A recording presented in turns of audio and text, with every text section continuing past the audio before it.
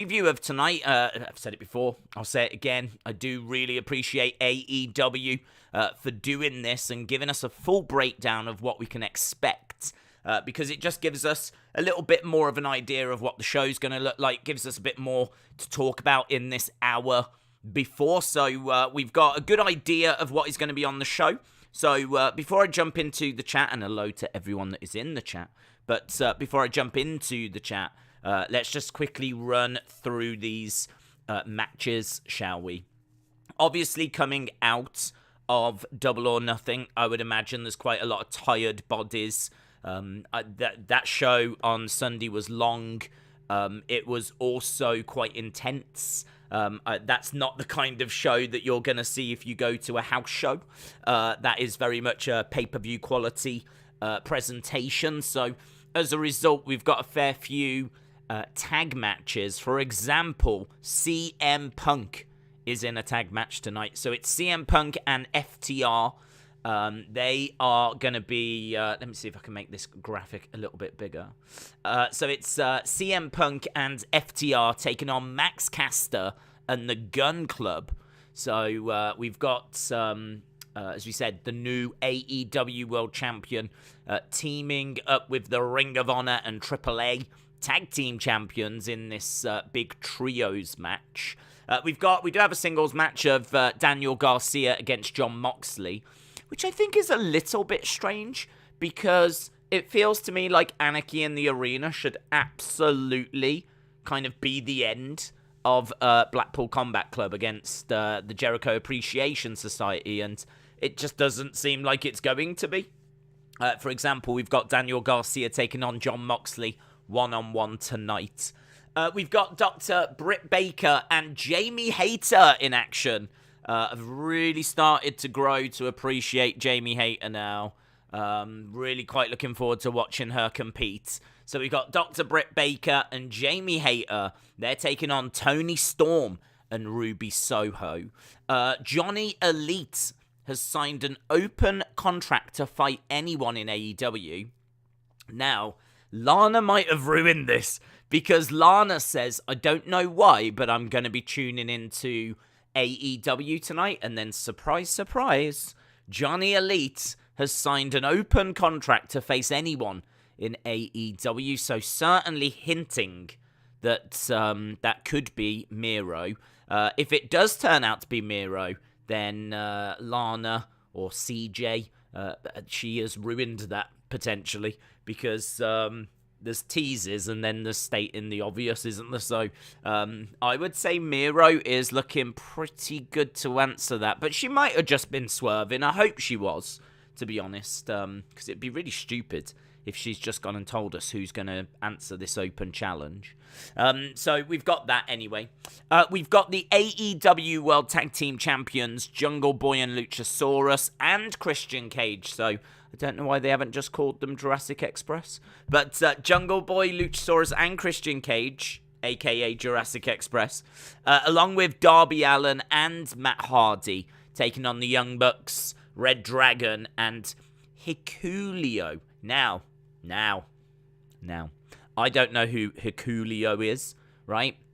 Hikuleo, I have since found out, is relatively new to New Japan, and he's got his first shirt that's come out for like Young Lion, and I think he's in Bullet Club now, so he's someone that I am not familiar with, but looking forward to seeing. So no Jeff Hardy, he is injured. So, no Jeff Hardy. So, it is just Matt going into this match with Darby Allin and Jurassic Express. We've got Wardlow taking on JD Drake. And we will hear from MJF. So, that is what we've got. Thomas Morehouse, shout out to you, buds. Says, did you watch Scotland versus Ukraine? I didn't. I've been doing a few little bits and bobs, and unfortunately I didn't get a chance to watch that game. In fact, I didn't watch any of the games because Italy were also facing Argentina tonight in quite a juicy little game. But I didn't get a chance to watch any of them, but I did see all of the results, and I do feel sorry for Scotland. But, look, someone was always going to be victorious. Someone was always going to miss out. But, yeah, we found out tonight Scotland will not be at the World Cup later this year. So it's going to be either the Ukraine or Wales that will go to the World Cup now. And winner of that will go into England's group as well. So it is something that I've got extra level of interest in because it does affect England. It doesn't really matter to me who goes through. Both Wales and the Ukraine are both going to be tricky.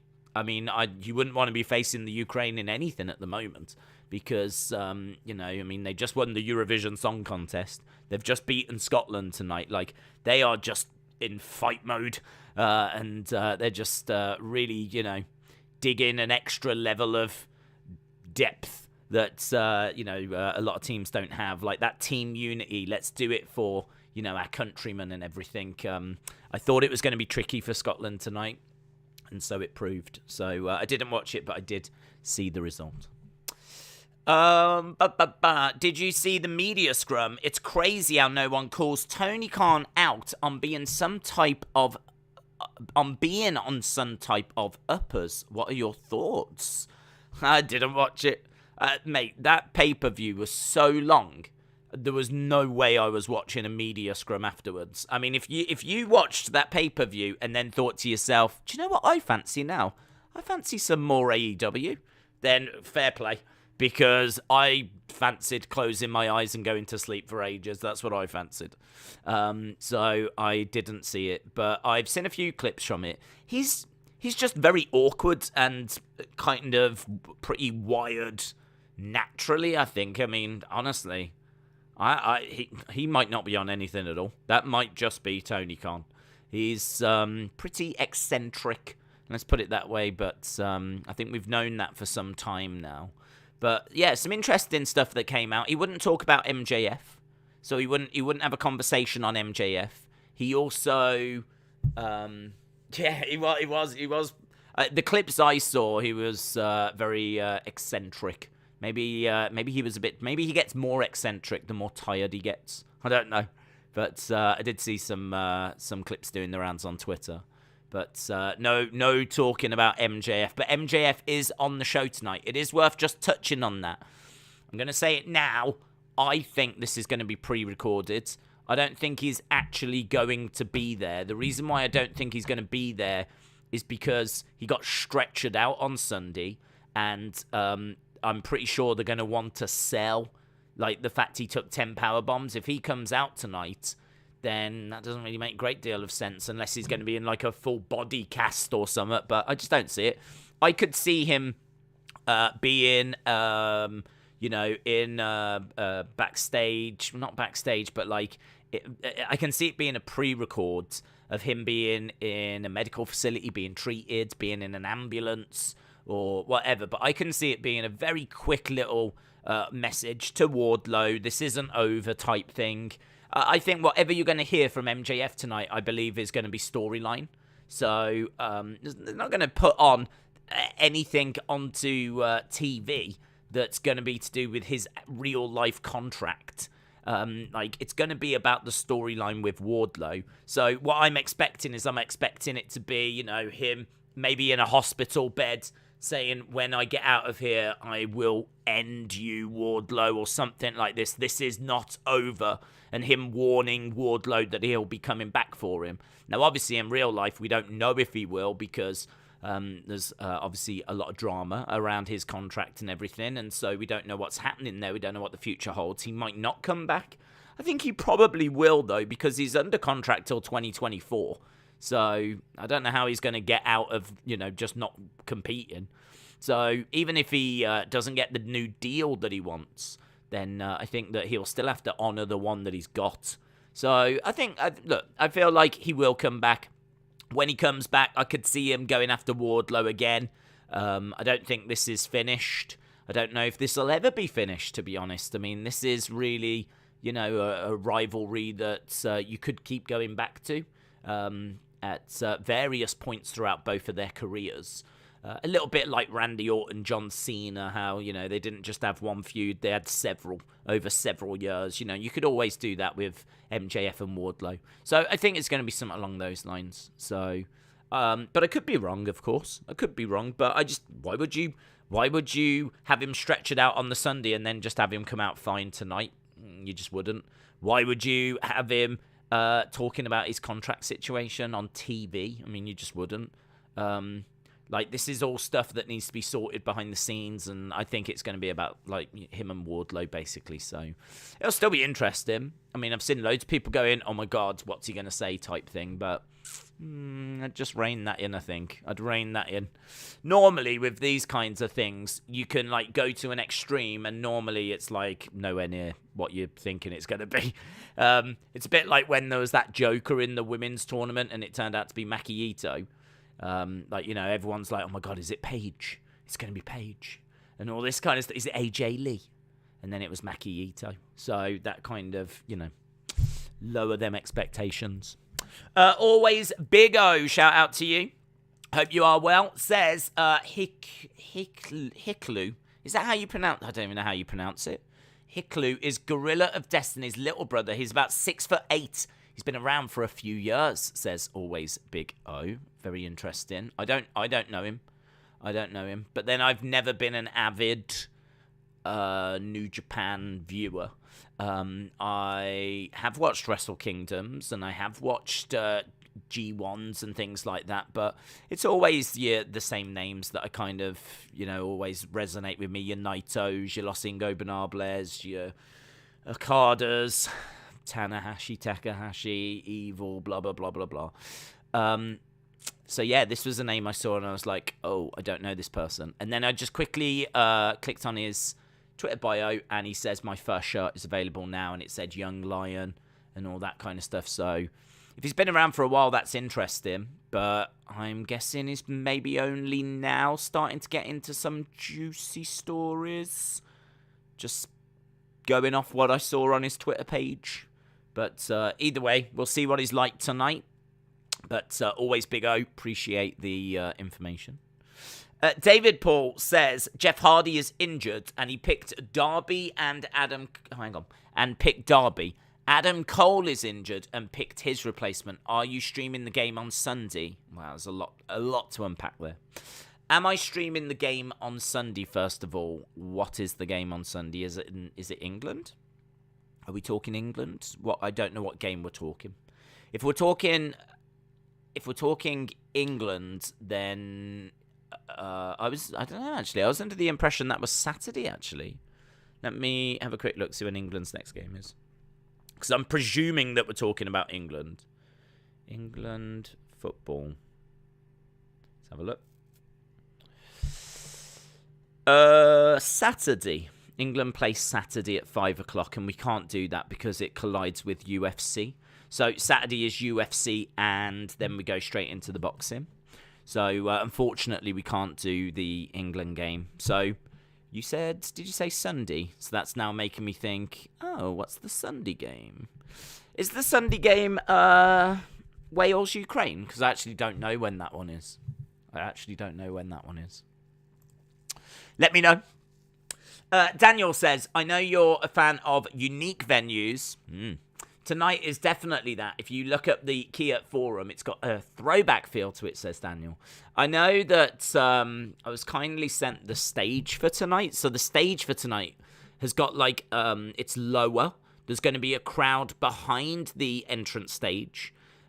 So it's the stage, you know how normally got quite a tall screen. That is going to be lower. There's going to be seating behind it. And the ramp is going to be like a red carpet. I think it's an LED red carpet. But it does look nice. But yeah, I do like different feels. And I did see that part of the entrance stage and everything. So looking forward to seeing it. I do like different venues, yes. I am someone that has said quite often in the past that I think that one of the criticisms I would have for WWE is that Raw and SmackDown feels like it comes from the same place every week when it doesn't. And I really don't understand that. Like, I understand it's easy to just pack everything up and chuck it back out again week after week after week and just have the same thing week after week after week. But it would be nice if there could just be a little bit of thought that just changed something. Do you know what I mean? Like, there's got to be something that each state is sort of known for. Do you know what I mean? And then, like, there could be a little nod, like, where when they go to England, do you remember when they used to come over to the UK, they used to have the big Union Jack flags either side, and there was a taxi on the entrance stage, and there was, like, a red telephone box whenever they came to the UK. Like, I don't even think they do that anymore, to be honest, but they used to do that. And it was just a little something like that, and it felt different, and it, you know what I mean? It was just, I remember Big Show slamming someone through the top, or on top, I think it was Randy Orton, actually, of that taxi. He actually choke slammed someone onto the top of that taxi, which was really cool. And I just think, like, yeah, you know, it'd be good if it just didn't feel like the same place. And it's so generic and so bland as well. Like, everything is just so sterile. So sterile. It feels like you're in a hospital. So I feel like there could be a bit more of excitement added. I don't know, an easy way to do that is to go to some different venues. And so if AEW are doing that again tonight, then bring it on. Looking forward to it. Edward said you had to mention the game, didn't you? I know. I'm sorry, dude. I'm sorry. It's definitely a blow. I mean, no banter whatsoever. I've said before, I genuinely think the worst pain is not qualifying at all. And I'm not just saying that. I mean it. I have seen England lose a final last summer. I've seen England go out at the semi-finals. I've seen England go out at the quarterfinals. I've seen England go out at lots of different stages of tournaments. I think I've seen them go out at every stage in a tournament. I've also seen them not qualify, and not qualifying is the worst pain. Easily the worst pain. Because, like, I love the excitement and the build towards the World Cup. You know, you start to think about, okay, well, who's going to be in the squad? Who's going to be in our starting lineup? And then you get, like, the sticker albums, the wall charts. You can have loads of conversations as it's getting closer. Like, do you think we've got a chance? And, like, if you don't qualify, you don't have any of that. You don't get any of that. And I think that's the worst pain. So I genuinely do feel for you. So no banter from me. Not that I'm a banter person anyway, but no banter from me on that. Miss Clown 1 says, Butterbean says that he is in the best shape of his life and wants to come back. I saw that. He called out Jake Paul. Butterbean called out Jake Paul, which I'm totally down for that. I mean, would it be another nonsense fight? Sure. But Butterbean, even though he's in his 50s, he is a proper boxer. His reflexes are going to be slow. He's never been known as the quickest. He was a plodding heavyweight. But he had, he could box, and he had knockout power. And that would be an interesting fight, actually.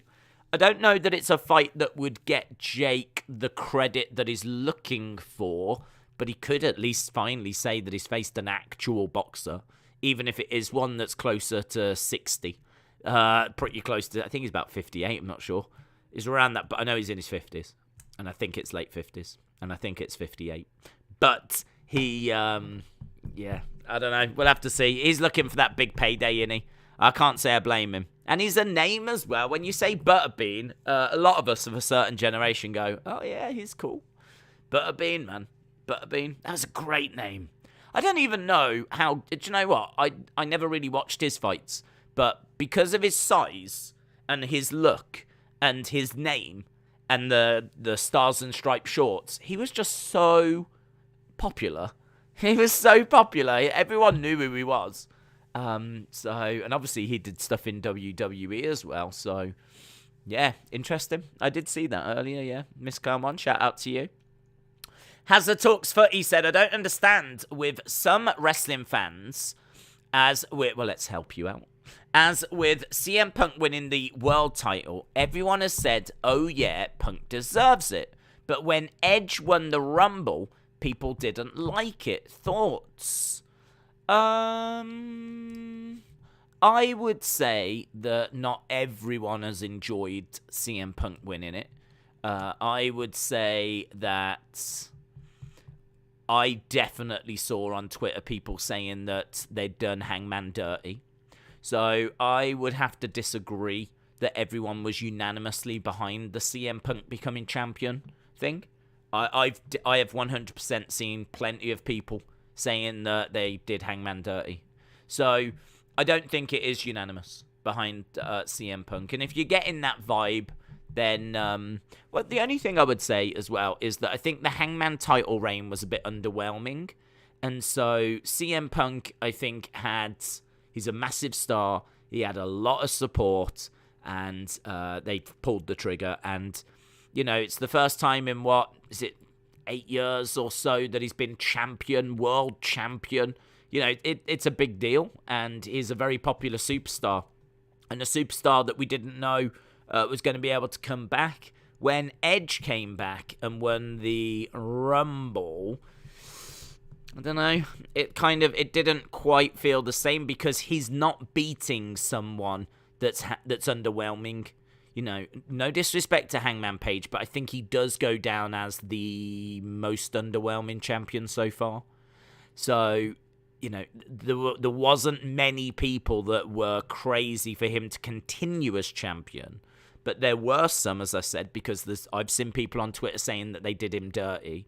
So CM Punk beating Hangman, I think, is maybe more palatable than Edge winning the Rumble, because Edge isn't dethroning an underperforming person. What he's done is he's taken an opportunity away from someone else to win the Rumble, if that makes sense. So they're not comparable. They're not comparable because in a one-on-one situation, you have to choose between the two guys. With a Royal Rumble, you've got 30 people that you can get behind. So I think it's hard to compare them on that scope. Miss Clown said Jake Paul called him a joke or something. Okay, I haven't seen any retort from Jake Paul, so that'll be interesting. Bray Wyatt debut tonight when MJF does his promo, says Mike. Lol. I don't see it. I've said before, and I've said it till I'm blue in the face, I do not expect Bray to come back to WWE, and I don't expect him to come into AEW on just like a random Dynamite. I mean, like, if you bring him out now on this Dynamite, I mean, that's going to be really strange. It's going to be really weird. Like, why on a Dynamite? Why on a Dynamite? Although, saying that, they did bring CM Punk back on a Rampage, but they were trying to establish Rampage as a must-watch show. Like, Rampage had only just begun. So they were trying to find a way of getting you to watch on a Friday night. Oh, did you know we had a second show? Okay, well, if not, here's CM Punk. So you can sort of see the logic on that one. But even so, they didn't bring him out at a pay-per-view. It was on a Friday Night Rampage, of all things, which does seem a weird choice now, but did make more sense at the time. But I don't see Bray coming out tonight. I know he sent a little tweet and a little tease and everything, but I mean, I can see him coming back to maybe a Control Your Narrative or somewhere else first. I don't know that he'll go into like an AEW. If he is to come into an AEW, then I wonder if it'll be during a Forbidden Door show, like a big pay-per-view show. I can't see it happening on a Dynamite. Although I will just say this, I will throw this in. We know that the TV executives are there. So there are TV executives there tonight, and they are going to put on a big Dynamite for them. So this is a Dynamite that is going to have to grab some attention. But there's grabbing attention, and then there's doing that. I mean, I can't be alone in thinking that bringing Bray in is one of the biggest things that you could do. Like, if I was going to bring Bray Wyatt into AEW, I would tease it for a few weeks first. I would have a countdown or something like that. I wouldn't tell you Bray was coming, but what I would do is I would have some crypt. Do you remember when we first got the Firefly Funhouse? You had Mercy the Buzzard popping out of that box, I think, was he laughing or something, and that's all you saw. And then there was another vignette that just had Abby the Witch rocking in a chair, and I think she was laughing as well, and that's all you saw. And I remember we watched those vignettes at the time. We were doing the watch-alongs, and we were like, what the hell is this? Like, is this the return of Bray? Is this, because it felt dark and spooky, like Bray, cult leader Bray. Obviously had no idea it was going to lead to a flipping Firefly Funhouse. But it was like, is this going to be the return of Bray? Is Bray coming back now? So I would do something like that, because what you want is, you're going to want if you're going to bring him back on the Dynamite, you're going to want people to tune in, especially for it. I don't know that you're just going to bring him out and then, like, news gets around on social media and then people tune in. But by the time they've tuned in, they might have missed him.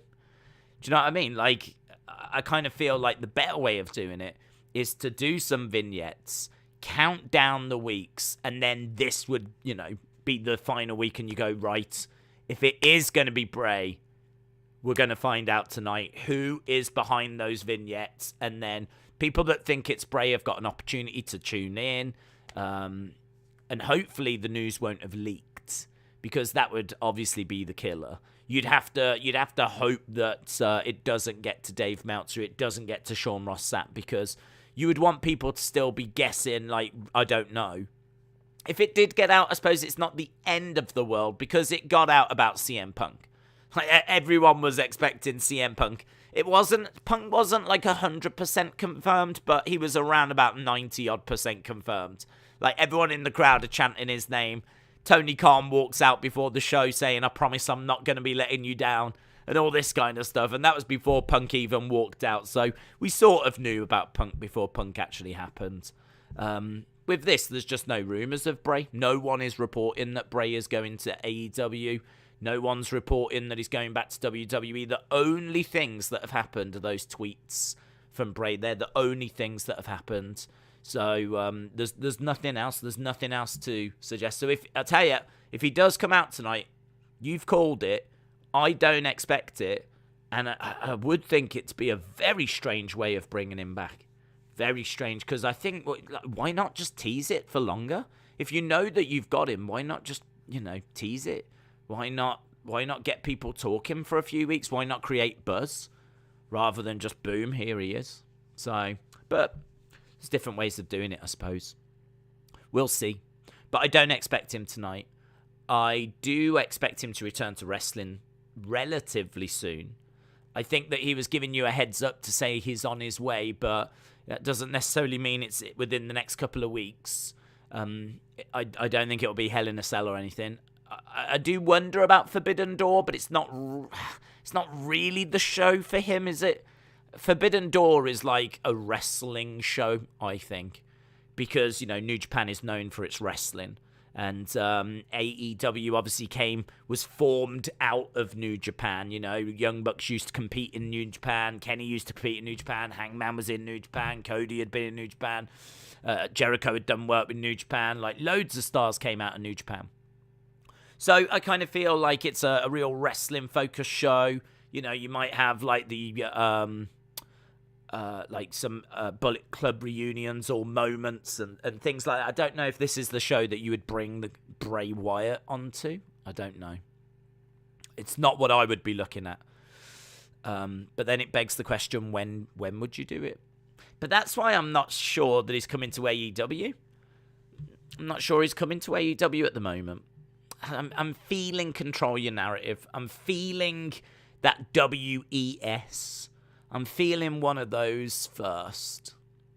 I think maybe get him back, get the ring rust gone, get him to show off like a new creation, and then he can always come into AEW with that creation at least a little bit established, and then can flesh it out from there. So we'll see. Plus also, he might have some other films that he wants to do.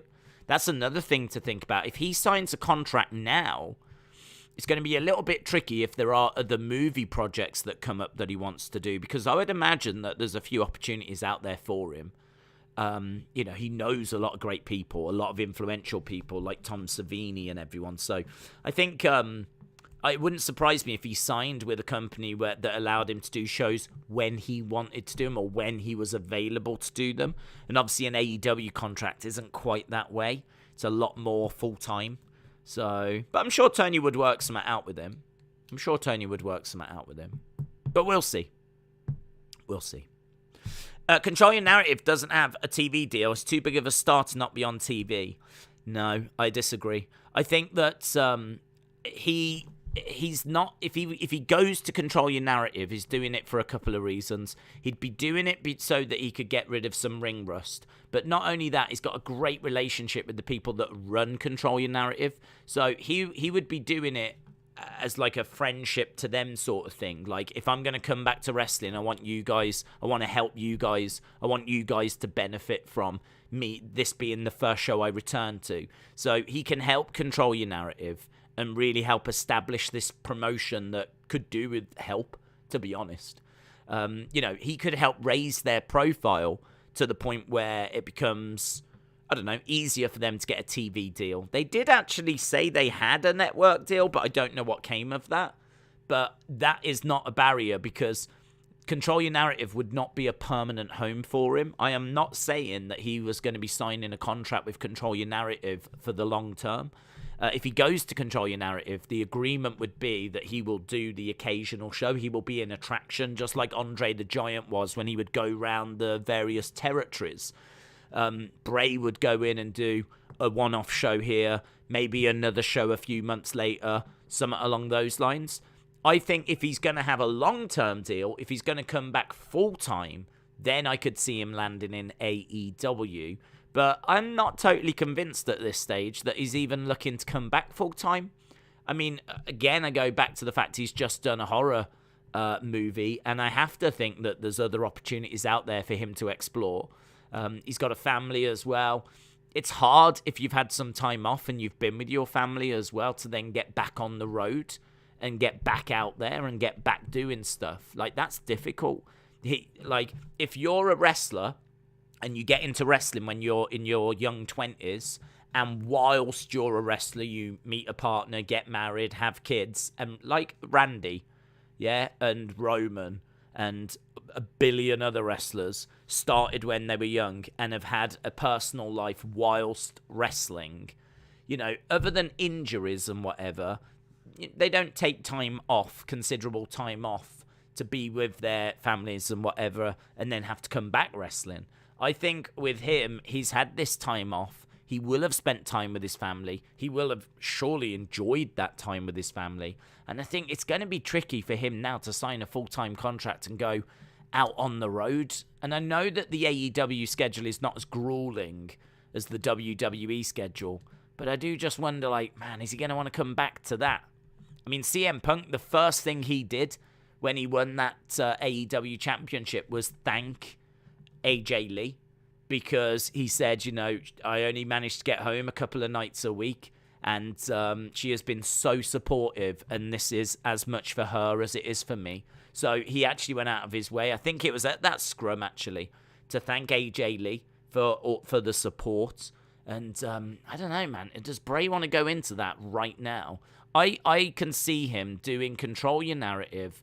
I can see him doing WES. I can see him doing some of those kind of big indie shows. He's not going to go off and do Beyond Wrestling, right? He ain't going to go off and do bar wrestling or whatever. He ain't going to do these small shows.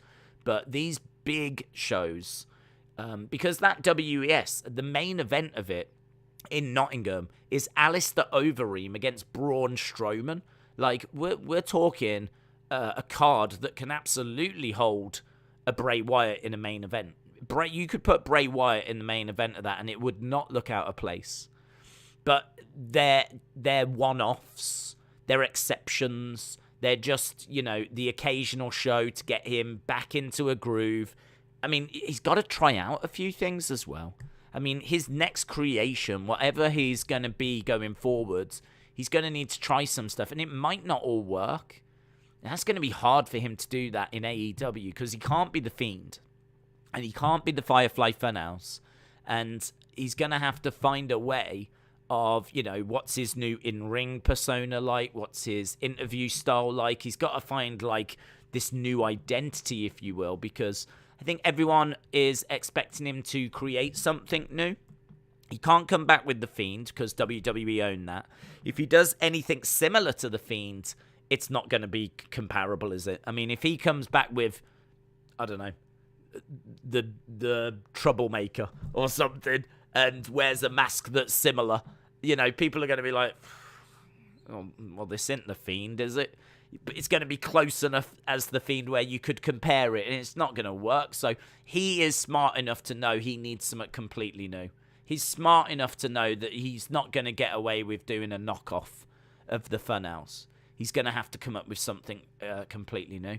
That's going to be hard, man. It's possible. Of course it's possible. It's no different than someone that writes movies having to write a different film, or a band that's just written a smash album now having to come up with a new album. I mean, it's no different to that. But it's going to be tricky for him. And I could understand him wanting a few shows to try and flesh that out. So we'll see. We'll see. It's going to be interesting. It's going to be interesting. And it's all speculation. I can only give you my thoughts, just as you can only share your thoughts. But my thoughts are that I think he'll go to a couple of those big independent shows, get rid of the ring rust, ease himself back into wrestling, give himself some time to still be with family, do movie projects.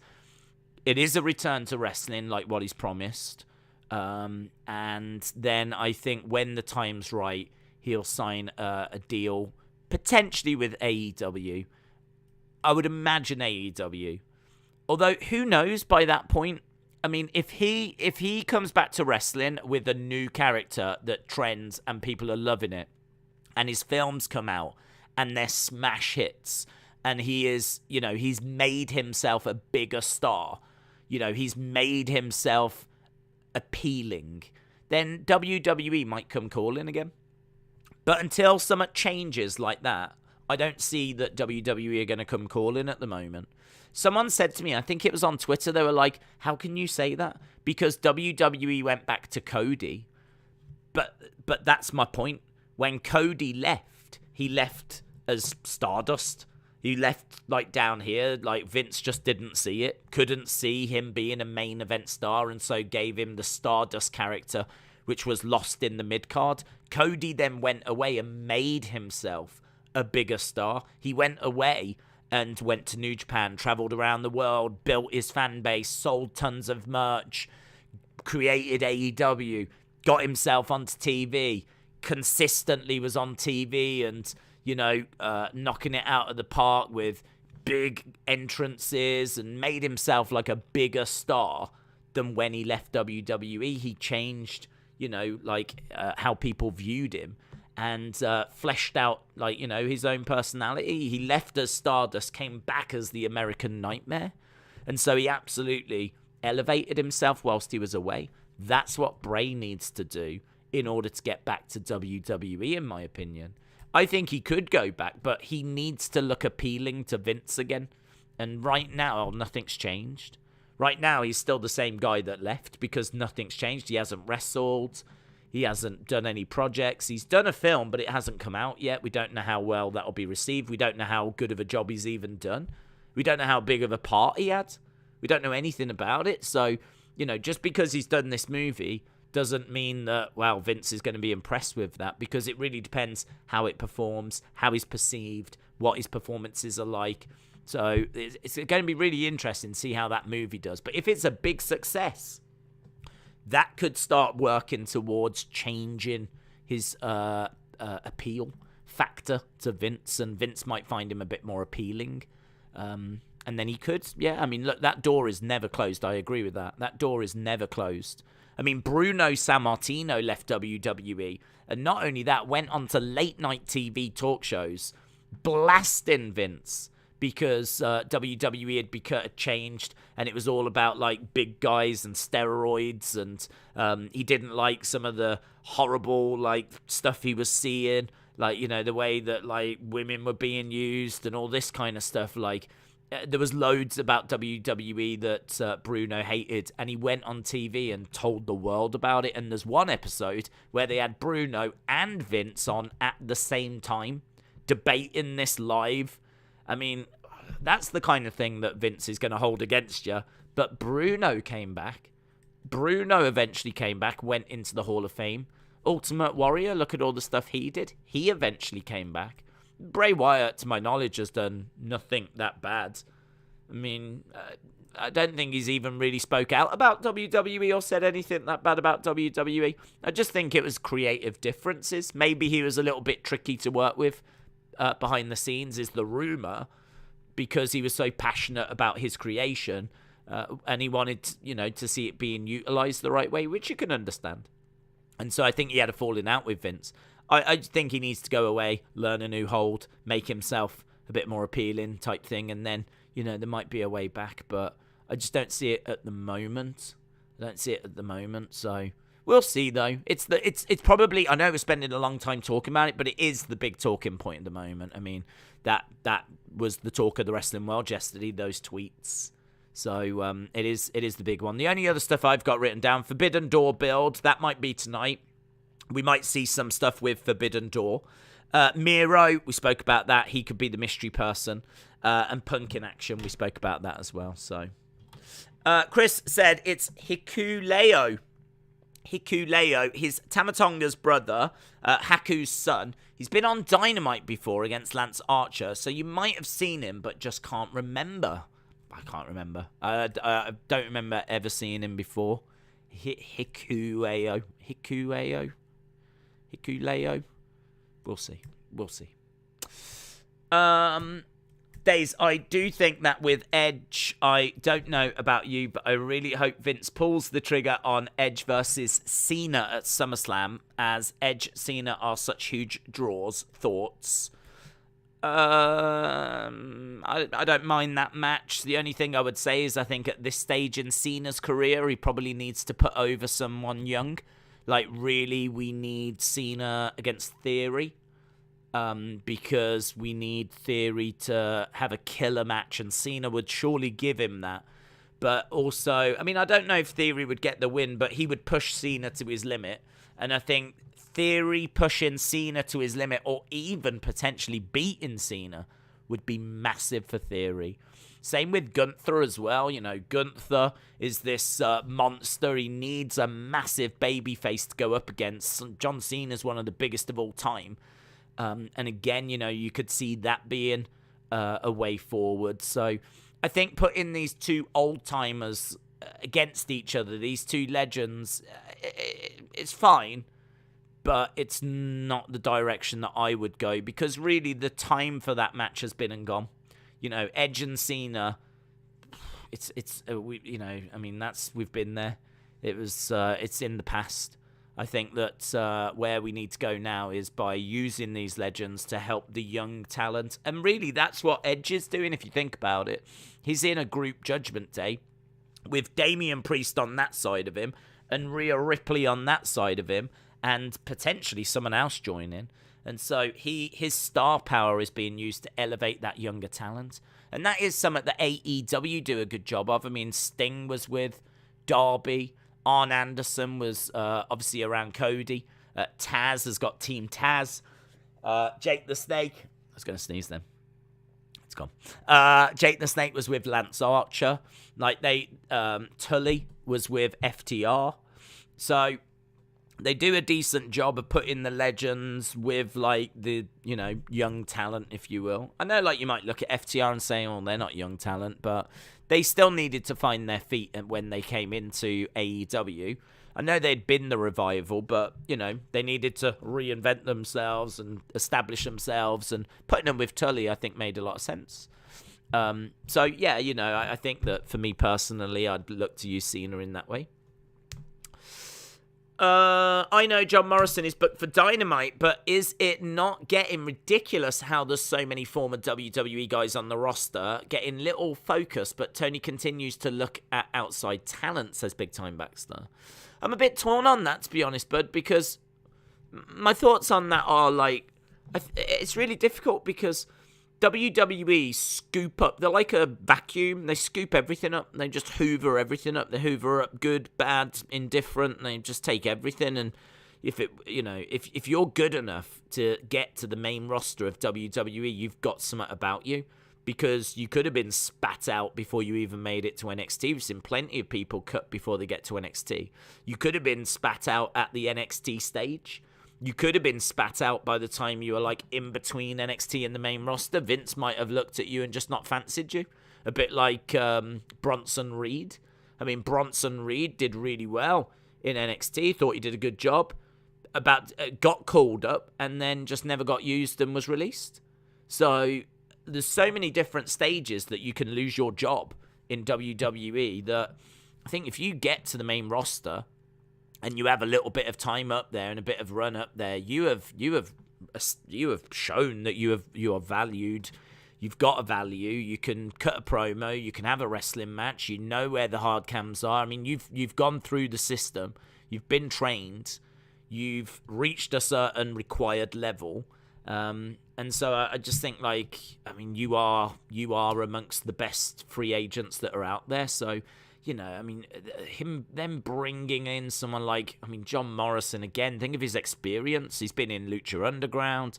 You know, he's coming in with all this experience, and he's a steady hand. He's someone that is going to be reliable. He's someone that's clearly not green. Someone that you can utilize in so many different ways. You know, you can use him as fodder. You can have like young talent going over on him.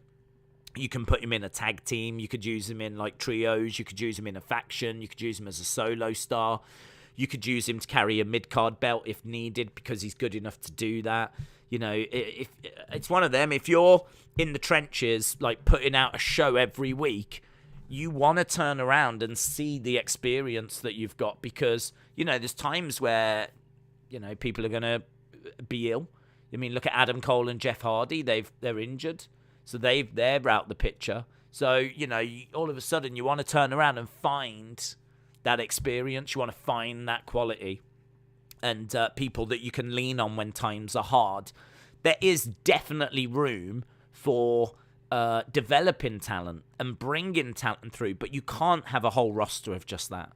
You can't have everyone learning and being green. You've got to have a lovely mix and a nice blend. And really, you know, everyone's going to have a different idea of what those percentages should be. Like, what percentage of experience should you have compared to talent that's coming through, the talent that you're trying to nurture? Like, and that blend's always going to change because, you know, at what point does a Darby Allin become an experienced head? At what point does a Darby Allin or a Jungle Boy stop being talent that's being nurtured and start being, like, you know, good enough to become an experienced head? Like, can you lean on a Jade Cargill at the moment? Well, they're having to, aren't they? They're going for it. I think they're trying to find ways of protecting her as much as possible, but they are leaning on her. They have given her a belt. They are using her on lots of shows. They are putting her on pay-per-views. They are, you know, but they're not leaning on someone like Satnam Singh at the moment. So Satnam Singh is someone that's new that they're trying to find, you know, a way forward with. 2.0 are new. They've just put them in Jericho Appreciation Society. You've got your Danny Garcias, and there's loads of talent. There's loads of different people. Look at Yuka. Wheeler Yuta, who is in Blackpool Combat Club. They're trying to find a way of bringing him through as well. So you've got this blend of, like, inexperienced but then experienced heads. And I just think that this idea that they're just snapping up like old WWE heads, I don't mind that because they are like some of the most experienced people out there. They are some of the best free agents you can get. I mean, what alternatives are there? I mean, if you think there's like this endless pool of fantastic wrestlers that are available that aren't in WWE, I would say you're wrong.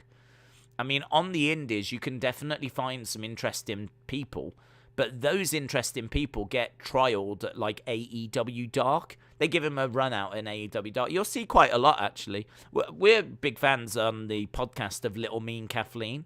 She works at Beyond Wrestling and in the Boston area.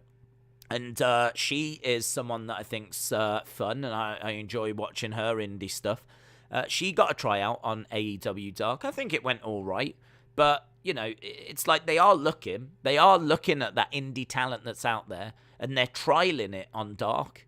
But, you know, for a big show like Dynamite and Rampage and your pay-per-views, I can totally understand why they're not leaning on that sort of talent. I can totally understand why they're turning around and leaning on your Miros, your Aleister Blacks, you know, because these are great wrestlers. I mean, if anything, it's a travesty that WWE couldn't make it work. Like, how is Ember Moon? How did Ember Moon get released anyway? Like, I know she's ex-WWE, but why is she ex-WWE? Why is Ruby Soho ex-WWE? Why is Ember Moon ex-WWE? Why is Aleister Black ex-WWE? Why are they not WWE? It's crazy. Some of the releases just don't make a great deal of sense. I really like Ember Moon. I don't understand why she's not in the women's division. I don't understand why the women's division has got, like, I don't know, Aaliyah, Dana Brooke, potentially. I mean, I do like Dana Brooke, but you get my point. Like, we've got women in the main roster who I don't think are capable of matches of the quality of an Ember Moon. I think Ember Moon's match quality is much higher. I think she can promo as well, so I don't get the problem. So some of it is like, yeah, they've picked up ex-WWE, but why wouldn't they? Why wouldn't they? We're talking about some of the best wrestlers that are available, and some of the most experienced as well. So it is interesting because it is a point that I see made a lot. A lot of times on social media, a lot of people will say that, like, they just pick up, like, ex-WWE. But I always think to myself, like, if I was Tony Khan, what would I do? I gotta tell you, if I've got my own wrestling promotion and Cesaro becomes available, I'm taking Cesaro. And Bray Wyatt becomes available, I'm taking Bray Wyatt. And Ember Moon becomes available, well, I'm taking Ember Moon. And all of a sudden, I know that I would be labelled as just picking up ex-WWE as well, but it does make sense. It does make sense. And of course you would be looking for that young indie talent as well, but they are doing that with Dark and Elevation. And then the ones that really stand out, you know, get moved over and get trialed. We've seen that Sky Blue come over and be on Dynamite and Rampage a few times. You know, there's a few that have kind of come over. I think, didn't Danny Garcia come through that way as well, potentially? I think there's been a few. But again, everyone's kind of balance is different. Some of you watching might be like, yeah, but there's not enough. You know, there's too many WWE heads and there's not enough young talent. That's fine. I wouldn't argue that. Everyone's going to have a different perspective in it, so... James said, what did you think about Jamie Hayter saying if she wasn't with Britt, she would want to be in Blackpool Combat Club? Well, makes sense, doesn't it? I mean, she's young, she's female, they don't have a female, she's British, and outside of Regal, there's no one British in Blackpool Combat Club. So I think it makes perfect sense. She's a great fit as well. She's a great fit. She's a great fit for Blackpool Combat Club. I don't know. I mean, look, they're all about attitude. And she brings attitude. She's got an attitude to her. So I really like Jamie Hayter. It took me a little bit of time to warm to her because when she first arrived, I didn't know anything about her. And her early matches weren't really grabbing me. I think part of the problem is that when you don't know someone and you're like, right, let's see what this person's about. It's very hard. And certainly in a company like AEW for them to like grab your attention because realistically, what are they going to do? Do you know what I mean? Like, what are they going to do? Are they going to be more technical than Serena Deeb? No. Are they going to do more impressive-looking flips than the Young Bucks and Death Triangle and Penta and all that? No. So, what are they going to do? If they're not going to stand out because of their mat wrestling, because there's other things on the show that's always going to look better, if they are not going to stand out for their high-flying ability because there's always other things on the show that's going to look better, if they can't lay it in hard like a Darby Allin, do you know what I mean? Like, there's just... If they're not going to be as entertaining as Jericho and some of the stuff that comes out in those segments or, you know, MJF, I mean, there is a lot of really, really skilled workers in AEW. You know, you've got some great heels, you've got some great comedy, you've got some great technicians. I mean, you've got, like, Bryan Danielson, you've got Serena Deeb. Thunder Rosa delivered her best match of the year, in my opinion, on Sunday as well. You've got just the absolute anarchy that was Anarchy in the arena. I mean, it never as a match been titled so well. Anarchy in the arena is the perfect name for that. I would have shaved about 5 minutes off it, but it was very, very, very, very good. Very, very, very good. I haven't seen any of Dave's star ratings, but I wouldn't be surprised if that's 4.5+, to be honest. I mean, honestly, it might even come out as 5 out of 5, because genuinely, for that style of match, you will struggle to find one better. You know, that was the brawl to end all brawls. If you want one of the greatest brawling wrestling matches ever, well, you'd have to look at Anarchy in the arena. I put it up there. I said on Saturday that there was no matches that kind of reached the 4 to 5 star mark for me. There was one exception, and that would have been Anarchy in the arena. And it's kind of hard to call that wrestling, because it was literally just like a pub fight, a street fight. But, I mean, yeah, it's hard to know like how to score it. For me, it wasn't perfect. There was definitely a couple of things in there I would have changed, like the length of it being one. I think also where you've got, like, people just, like, you know, you've got that image of, like, Kingston coming down and he's covered in blood and he's carrying gasoline. He just looks like he's gone. You just look like, I mean, that is amazing. But then at the same time, you've got two people just lying on tables waiting to be jumped on top of. Like, for me, that doesn't click. Like, you know, you've got people being choked out and all this, and that table spot just didn't. It felt out of place for me. That felt a bit out of place. I would have took that out personally, or found a better way to have done it. I just think, like, you've got this, like, really realistic fight. People are bleeding. There's blood everywhere. There's just, you don't know where to look. And then over in the corner, you've got these two people laying on tables waiting to be jumped on top of in what is a very obvious spot, which just doesn't really fit in with the brawl that we're watching. So for me, that was enough for me to go, I would have changed that. And I would have took a bit of time out of it. I really liked the music playing all throughout. I thought that was clever. I love the fact there was, like, mustard being thrown up the walls and people fighting in the concession areas. I didn't need the comedy bit where they tried to get on that scooter. Do you remember the bit where Moxie's on the scooter? He tries to start the scooter and the scooter won't start. And he tries to start the scooter and it's like, I didn't really need that bit, because I think what they were going to try and do was a bit of comedy where, like, he was going to drive whilst choking him out type thing. And it didn't work anyway. So I just look at, like, little bits like that and I'm like, man, if they had just maybe cut out some of that stuff, made it about 5 minutes shorter, I honestly wouldn't have any qualms in giving it 5 out of 5.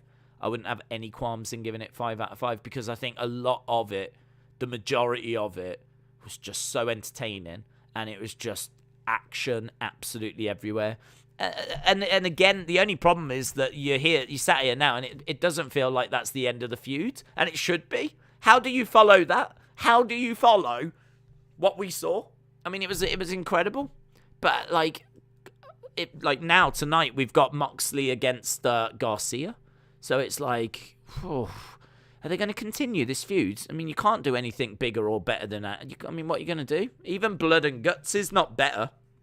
I mean, Blood and Guts is not going to be more extreme than that Anarchy in the Arena. Anarchy in the Arena is the ultimate end of the line. It was that good. It was that good. So it'll be interesting to see how that feud continues and what they've got planned. And don't forget, I mean, it might have to wrap up anyway, because we're knocking on the Forbidden Door, and Forbidden Door is round the corner. So maybe we're heading towards that. Did you know Channel 4 is hosting England games? I heard something about Channel 4, but it's interesting.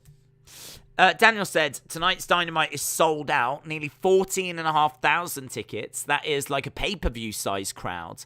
Double or Nothing was 17,000, I believe. Philip said, do you think they'll start Forbidden Door build tonight? Yeah, I don't see why they wouldn't. I don't see why they wouldn't. We're only about 4 weeks out. It's not like the other pay-per-view shows. I mean, we're gonna have to start announcing some matches. We're gonna have to start getting some things down. Now, how we go about doing that is going to be very interesting. How are we gonna go about getting these matches? Are there gonna be invasions?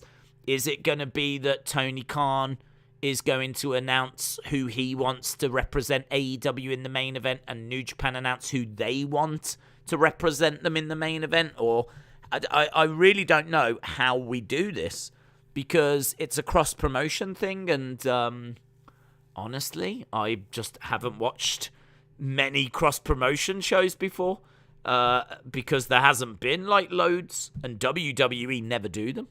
So how are we going to go about doing this? It's going to be very interesting. But I would think with about, 4 weeks to go, and we need a whole card, you're going to want to space it out so that everything's got time to breathe. So I'm going to say, yeah, we'll get some. Listen, there's TV executives there tonight. This is going to have something. It's going to have something tonight. This cannot afford to just be, it's a massive crowd. It's a massive crowd. TV executives are there. This cannot afford to just bomb or just be an average show. Here is CM Punk. The champ is here.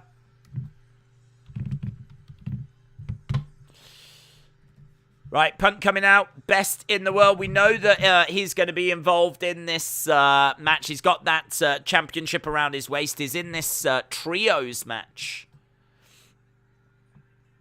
I don't know what his shirt is representing. It's a white shirt with like a logo on the side. He's making his way down to the ring. He jumps into the crowd.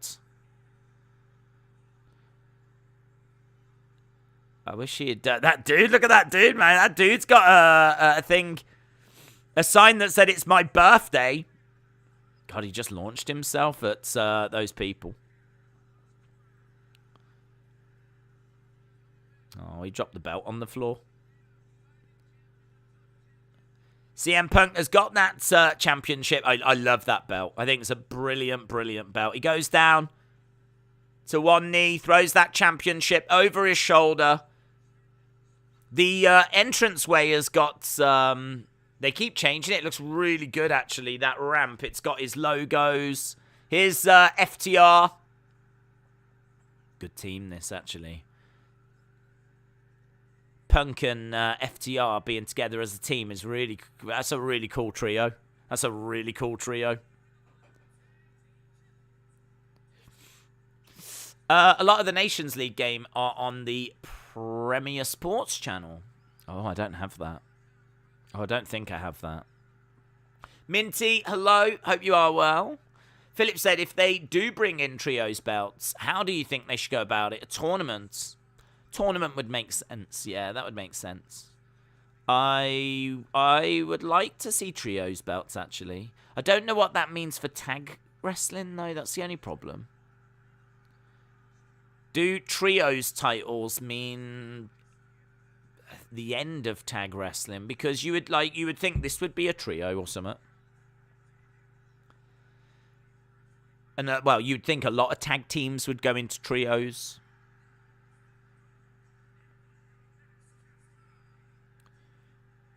Right, here is the acclaimed Listen. Right, Max Caster and the Gun Club.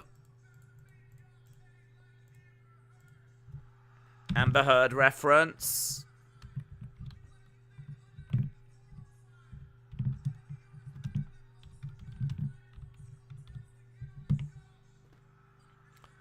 FTR are better than most, but they have to ride Punk's coattails to get on the show.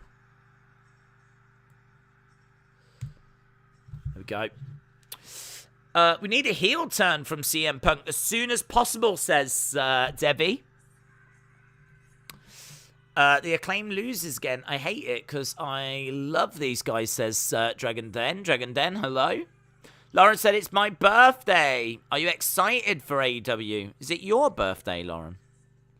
I saw it was that guy's B-Day. That guy had a sign that said it was his birthday as well. And CM Punk jumped into the crowd and jumped on top of him. So, happy birthday. If it is your birthday, Lauren, happy birthday to you as well. Good evening, everyone. Here's to a good Dynamite, says Salvador. Salvador, hello. Hope you're well. Did Punk hit his leg on the barricades? Maybe. I mean, he really did jump onto it, and he didn't seem to, like, totally clear it. Just having a look, seeing if he's all right. I mean, it looks like he's going to be starting us off wrestling-wise, so I don't think there's a problem.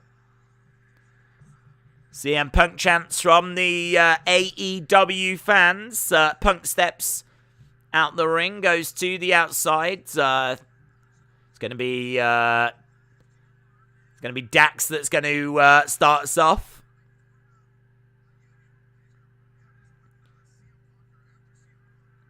Got Cash on the outside with CM Punk. CM Punk is saying stuff to Cash. That's going back against the turnbuckle. So we are underway with this one. They should play Tiddlywinks live. That's exciting enough, says Miss Clown. I'm excited to see how the Bullet Club, Hikuleo does. Hikuleo. I've got to get that. Well, I'll get it. In the 10-man tag match, says Nicholas.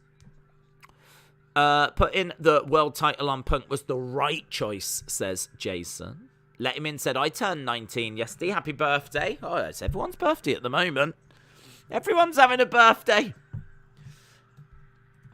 Did CM Punk jump on top of you for your birthday yesterday? That seems to be a thing that he's doing for people at the moment. Punk was rumoured to turn heel, but since he's so popular, now it has been scrapped. Yeah, I don't think we need to turn him heel, to be honest. Not yet. I think that people are absolutely loving him at the moment. So might as well ride that for a little bit. I'm sure there's plenty of heels that would benefit from having an opportunity at the title. So you could give a few heels a chance at the belt first before turning him. We do have Cash in there. Cash over the top. Big back body drop. What's better, a pure babyface or babyface that can be bad? Well, I think there's room for all of them, to be honest. I mean, there's places for pure babyfaces. But equally a babyface that's willing to bend the rules a little bit. There's a place for that in wrestling. You know, you could argue that was Stone Cold. Was always willing to bend the rules to get the victory. And he was loved as a result. So, yeah, I mean, I don't know. It's sort of like saying, like, oh, what's better, a face or a heel? I think there's room for lots of different approaches. We've still got Cash in there. Cash is tagging in CM Punk. CM Punk going straight up top. Looking for a double axe handle. He comes crashing down on Caster. Forearm strike by CM Punk. Big CM Punk chants from the crowds. It's a very noisy, very passionate crowd. Kicks coming in by Caster. CM Punk down in the corner. Caster coming over. Obviously, there's nothing riding on this. So it doesn't really matter which way the match goes, but it's just a way of getting Punk out there. Really, I mean, he will have took some punishment from Sunday. So fair play for him to even have a match come Wednesday. Working on the arm here of Caster. Punk in control.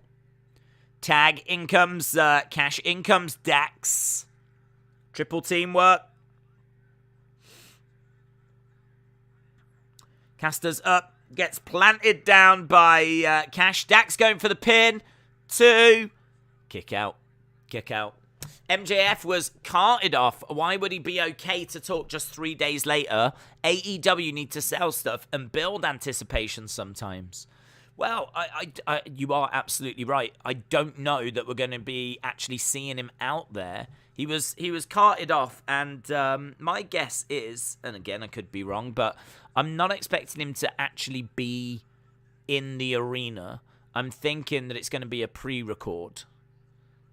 And it could be him in a hospital, in a back of an ambulance. It could be him, like, recuperating in his hotel, or it could be a few different things. I will be surprised if he comes walking out, because I do agree he got stretchered out after 10 power bombs. For him to walk out and cut a promo in the ring on Wednesday, I agree. I think it would be too soon. Nice. Going for a cover. We've got Gun Club in control. CM Punk down again like UFC, says Anthony. What if he does the promo in the hospital? Yeah, I think that'd be pretty cool. What if he's in a wheelchair and says he quits like Batista? Him being in a wheelchair is interesting, because that would allow him to be on the show and still be selling it. So that is a way around it. I'll give you credit for that. Yeah, that would be interesting. If he says that he quits, that would get people talking. But obviously, again, it would still just be storyline for now. But the headlines would be CM Punk quits, MJF quits. But anything that's said on the show is going to be storyline. So it wouldn't it wouldn't really tell us like anything about his contract situation. That is interesting, though. I didn't consider him being in a wheelchair. That is interesting, because I agree. Like, you need to sell those 10 power bombs, which is why I was thinking, they'll pre-record it and they'll have him in a hospital bed, or they'll have him in, like, his hotel room, or they'll have him, like, doing something like that. But him being in a wheelchair, it would be, and Sean Spears pushing him down to the ring. I can see, but how does he get in the ring? Unless they just do it on the entrance ramp. Maybe they do it on the entrance ramp. That's interesting. That's a good thought, that is. It's a good thought. Picture in picture. I don't know if I would trust MJF with a live mic and TV executives there, says Stephen. That's also a good thought. I suppose you would only do it if you'd reached some sort of agreement. So, look, if you've reached an agreement backstage of like, look, I'm going to increase your pay. I will increase your pay, but I'm going to need these things from you. Like, I need you to keep this on the down low, because I don't want it to be a case where everyone's going to do this going forward, because that is a big problem. If Tony Khan bends to MJF and increases his pay after what he's done, it really sends a very bad message. And it also sends a message of, well, if you do that, there's a good chance it's going to work. And so, does that then send the wrong signals to the other talent on the roster? I mean, not everyone's going to, do that. Of course they're not. But there might be some that look at what MJF did and went, well, that's interesting. But, not everyone is in MJF's situation. Someone like Brian Cage can't do that because he's not getting opportunities on the show anyway. You'd have to be someone that was being used regular and was important to the company, like maybe a Sammy Guevara. Someone like Sammy Guevara. What if Sammy Guevara decides he's not being paid enough? Could he pull a similar stunt and expect a similar outcome if Tony rewards MJF with a better contract now? So it is very, very interesting. It's going to be very interesting to see how Tony deals with it. But I think you would only allow MJF to go out there if you felt comfortable that he wasn't going to sabotage, as you said, anything, because you do have executives in the crowd. I think we are in picture at the moment. So right now the pace has just gone a little bit slower. FTR in the ring looking for a German. Gets it. Good work by Dax on Max Caster. Already 15 minutes into this show. Big Time Baxter said, thoughts on Ruby Soho's run in AEW. It's been a year since the Riot Squad broke up. Liv has wrestled 8 pay-per-views, getting TV time, and has got wins over Ripley Sasha. What has Soho done? I don't know. To be honest, I really think she should have won that tournament. I understand why now they didn't do it that way, because I think they wanted the visual of Martha in the middle, Adam Cole and Britt Baker. Everyone knows Adam Cole and Britt Baker are in a relationship. Martha in the middle, you had both the winners there. Martha was the one that kind of gave them their belts and crowned them as the winners. They both could hold the trophy. And so from that aspect, I get it. But you didn't have to do it that way. It's not like when they do King of the Ring and Queen of the Ring, they crown them at the same time. You absolutely could have done Adam Cole and then done Ruby Soho separate. I do agree. I think that Britt Baker has had a lot given to her. You know, she's in the biggest feuds. She's women's champion. She had a long title reign. She's absolutely the face of the women's division. Does definitely feel like some other women could do with a bit of that spotlight, bit of that shine. In all fairness, you know, Thunder Rosa is the women's champion at the moment. So maybe Tony looked at it and thought, well, I'm already giving Thunder Rosa the women's title. You know, maybe I can give Britt Baker this. But I personally would have gone with Ruby Soho. CM Punk is up top. Wrestle with Andy. The CM Punk face close-up will become a meme. Elbow drop, and he's calling for a GTS. GTS time. Time to go to sleep. But Billy Gunn jumps up on the edge of the ring. Billy Gunn is huge, isn't he? He looks big as well. Like, he towers over CM Punk. He must just live in the gym. Just absolutely must live in the gym. Ugh. CM Punk tried to throw Austin Gunn into Billy Gunn, but sort of throw him really low, and he didn't quite hit him. Might have just got enough for it to not look completely off, but FTR in there, going for the cover. This might be it for our first match. Done. And there we go. FTR, CM Punk get the victory. The match is a bit botchy, says Minty. This match is botchy, says Austin. Just like Charlotte, Dr. Britt and her storylines are more interesting when she doesn't win all the time and gets cranky, says John. Yes. I get it, though. I do get it. I do understand. It's not like I can't fathom why they went that way. Because as we said, you know, the visual of having Martha in the middle, Adam Cole, Britt Baker, we can all see it. But, yeah, I don't disagree with that comment about Ruby Soho. I think she is someone that definitely deserves something. I mean, she hasn't won any titles or, you know, she's not won this Owen Hart thing. I do feel for her. Hopefully her time will come. The title feels important now, says Jason. The title looks great now. Punk must be tired. He botched all over the place. Botchosaurus. I'm not too worried about botches. I mean, look, if they're botches that are really off, then it's a problem. But I think if it's a botch whereby you sort of catch the moment maybe on the side of the head rather than where you were meant to, but it still connects. As long as it doesn't make the match look, you know, fake and stupid. You know, like sometimes when they get confused and they go for the wrong move and it can all get a bit clunky. Like, that stuff sucks, but let's see what he's got to say. I've still got a lot of work to do. There's still roads to travel.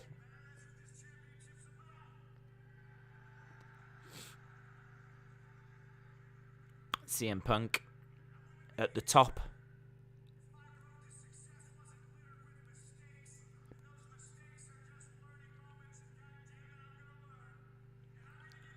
I'm going to learn and I'm going to get better.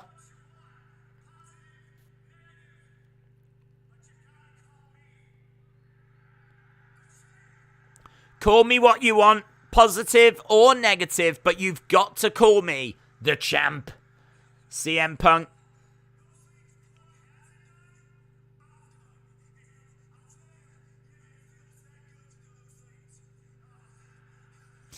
I met Billy Gunn. He almost broke my hand. He's huge, isn't he?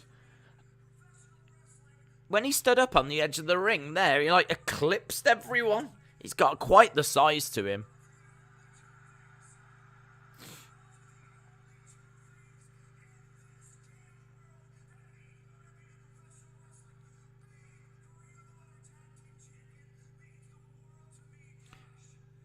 Being the Ring of Honor Tag Team Champions means the world to me and Cash.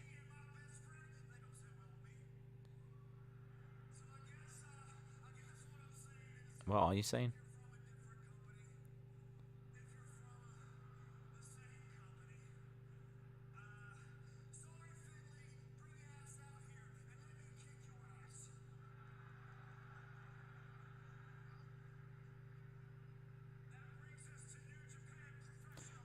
Okay, New Japan. So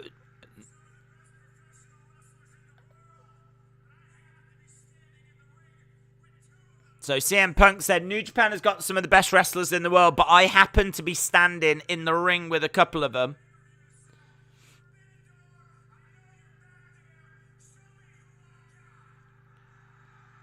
Forbidden Door, I know you're back there. Show me who I've got. Is it the Ace? Is it Tanahashi?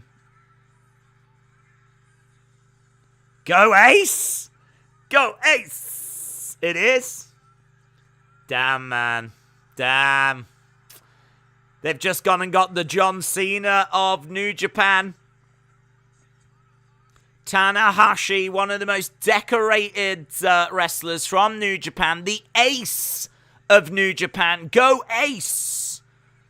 Tanahashi is a monster in New Japan. An absolute legend in New Japan. He's also someone that I don't know that he's really around the title picture anymore. I think the comparison to John Cena is a good one. He's someone who was a dominant multiple-time champion, but, you know, a few years back.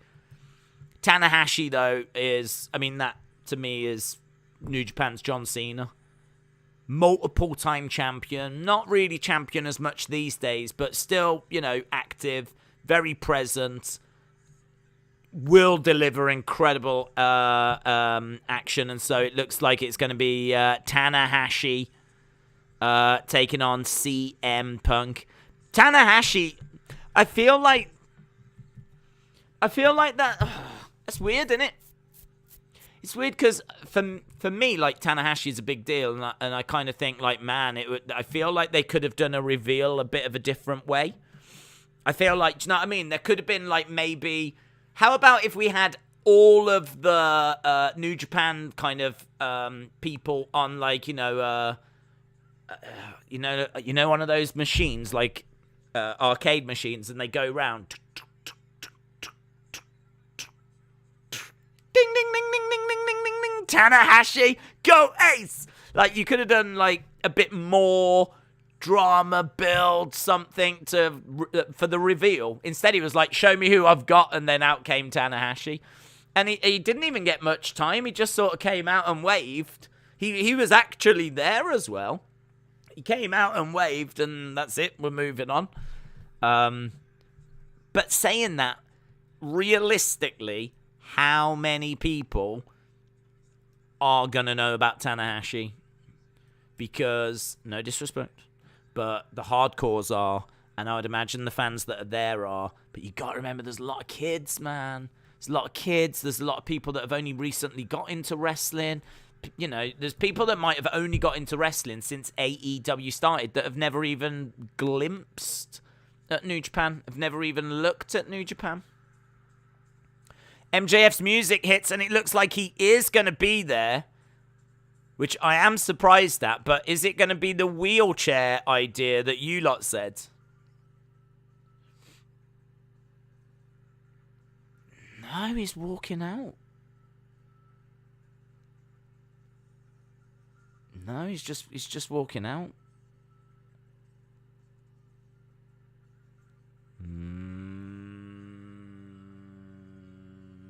He's walking and he's fine, and everything's fine.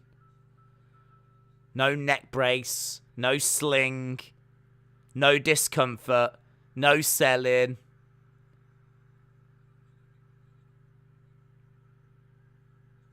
I don't think they would do this. Look at him.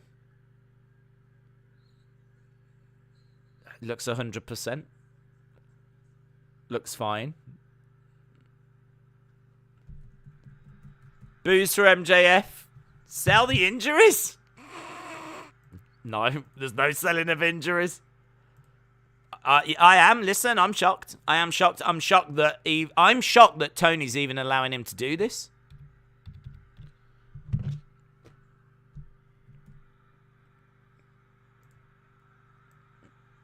He's taking his time, and I tell you what, this just got a lot more interesting.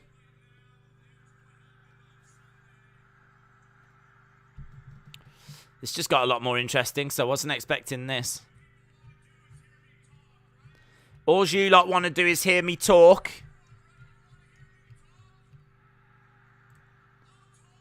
I'll talk. But this is Max Friedman talking.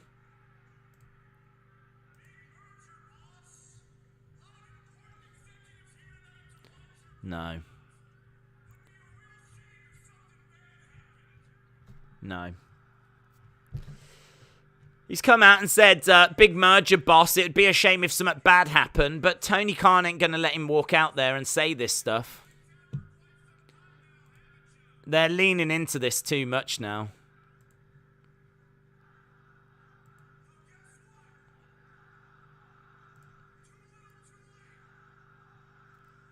Shut the F up is the chant from the crowds. This feels like they're turning this into a story now.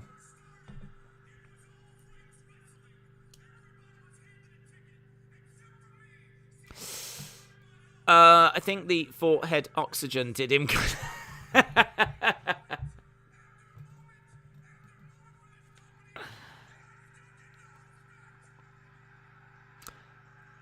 I still don't get any respect, says MJF.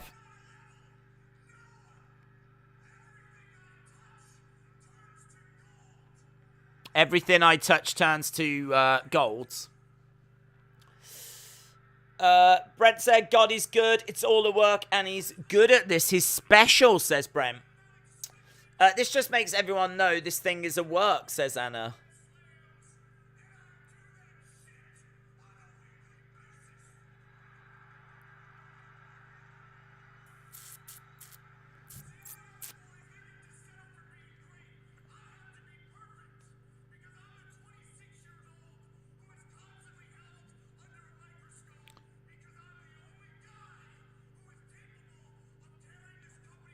I'm the only guy capable of carrying this company on my back.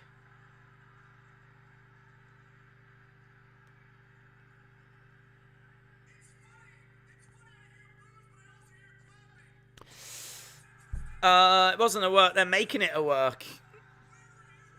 I really don't believe that.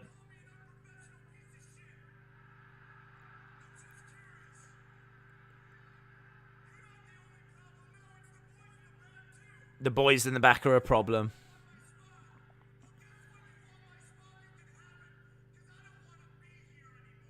MJF says, I don't want to be here anymore.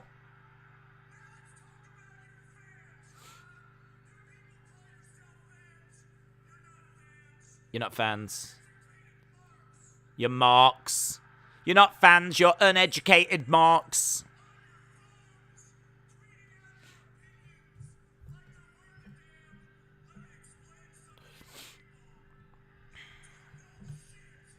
You don't know You don't know things. That's what he says. You don't know things. I have edited that, by the way. You suck.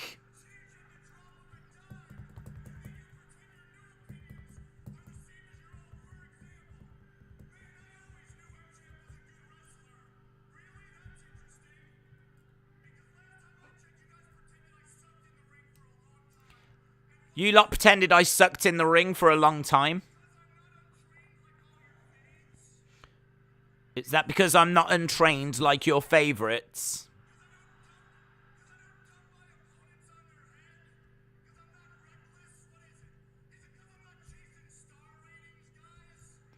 Is it because I don't chase star ratings?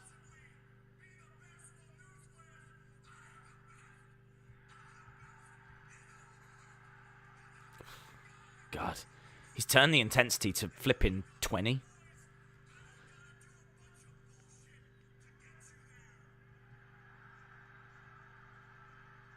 When he screamed like "I am the best" down the microphone, like down the camera, then I was getting images of like Ric Flair. He can talk like Ric Flair.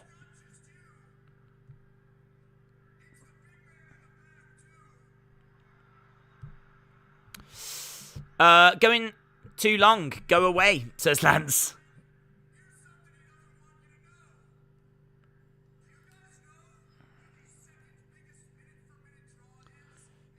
Do you know who the second biggest minute for minute draw is? It's MJF. It's MJF. It's MJF.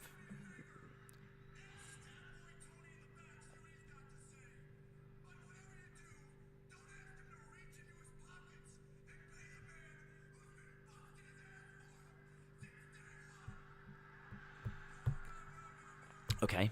I can't believe this, says Billa. MJF is spitting. He doesn't do loads of flips and stuff, but he's easily the most entertaining part of AEW, says Harley.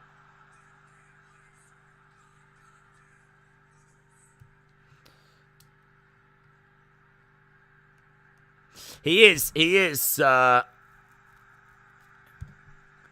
are cheering him because he is bringing incredible intensity. I mean, just from a promo point of view, it's the best promo of the year for me.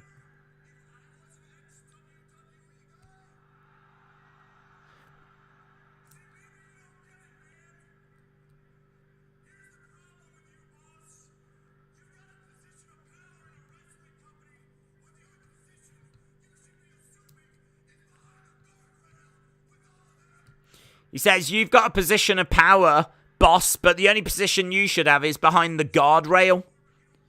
He talks about not earning the same as ex-WWE, and he mentions ex-WWE.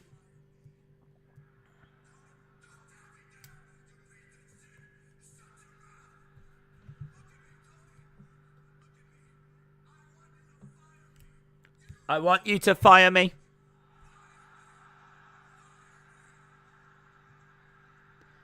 His microphone has been cut off. MJF kept saying, fire me, fire me. Swore, that did get intense. They cut his mic off. Unscripted gold. Major work. He was swearing a lot, but I'm guessing that that's something that he's managed to get cleared, Tony Khan. But you're not going to see a better promo than that. You're not going to see a better promo than that. I mean, that from MJF was just intensity to the absolute max. Breaking of the fourth wall. You couldn't really deliver anything better than that, to be honest. I mean, he was swearing his head off. He's, yelling at the fans, screaming down the camera, saying anything and everything that he could. Mentions WWE getting mentioned on the show. I mean, they always kind of, tongue-in-cheek say other company and all this. Like, everything got thrown out the window there. He's pleading to Tony to fire him. They're turning this into a storyline, but I mean it is absolutely incredible. I mean the F word was used as well, and that is just something that That is just something that you just never, ever hear. But I'm guessing that this is something that Tony has had to get cleared. I would imagine that this is... I mean, the executives are there. So I would imagine that he's managed to get that cleared and, told MJF that he can go that far.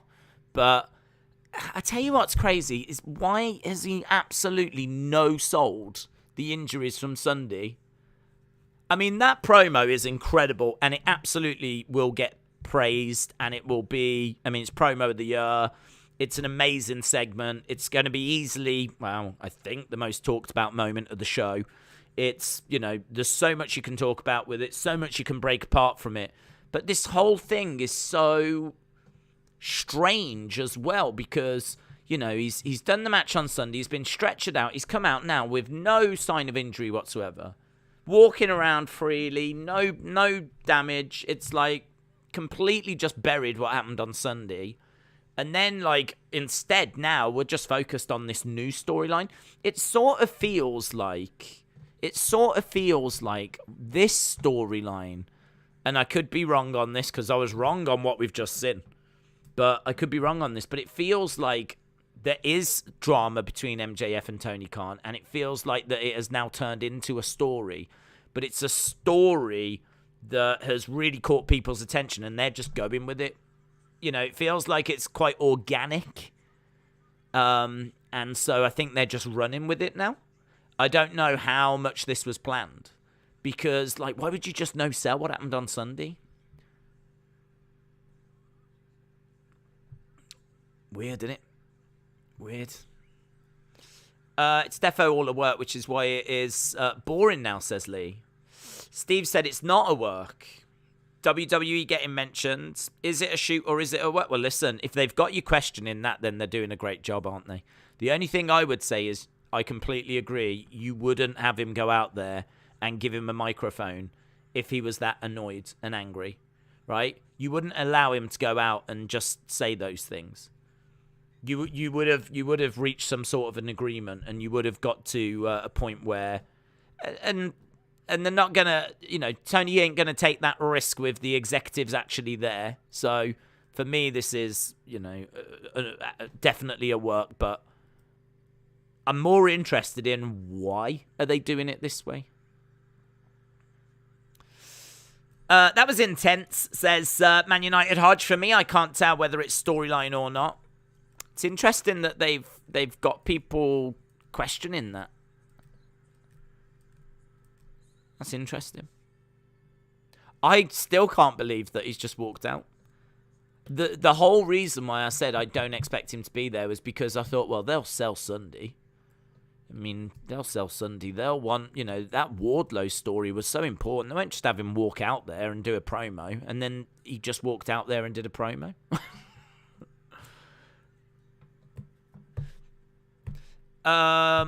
Rest of this is going to suck now. Jeremy said, I'm not questioning if it's a work. It's 100% a work. It's like everything is aired on TV for wrestling. Moldy said, MJF was swearing like me when the kebab shop said delivery is over an hour. Oh. I tell you what, let's put a little poll up. We'll see what people think, shall we? We are seeing Miro backstage, so it was Miro that was the mystery person. That wasn't a mystery because it was ruined by Lana. Is the MJF situation a work? Question mark. Work. Shoot. So if you think it's real, then it's a shoot. If you think it's storyline, then it's being worked. So do you think it's... I better put that in. Again, I am always just conscious of kids and people new to wrestling. So do you think that that's all storyline? I wrote the word fake. I won't go that way. I'll go storyline. Or do you think that it is real?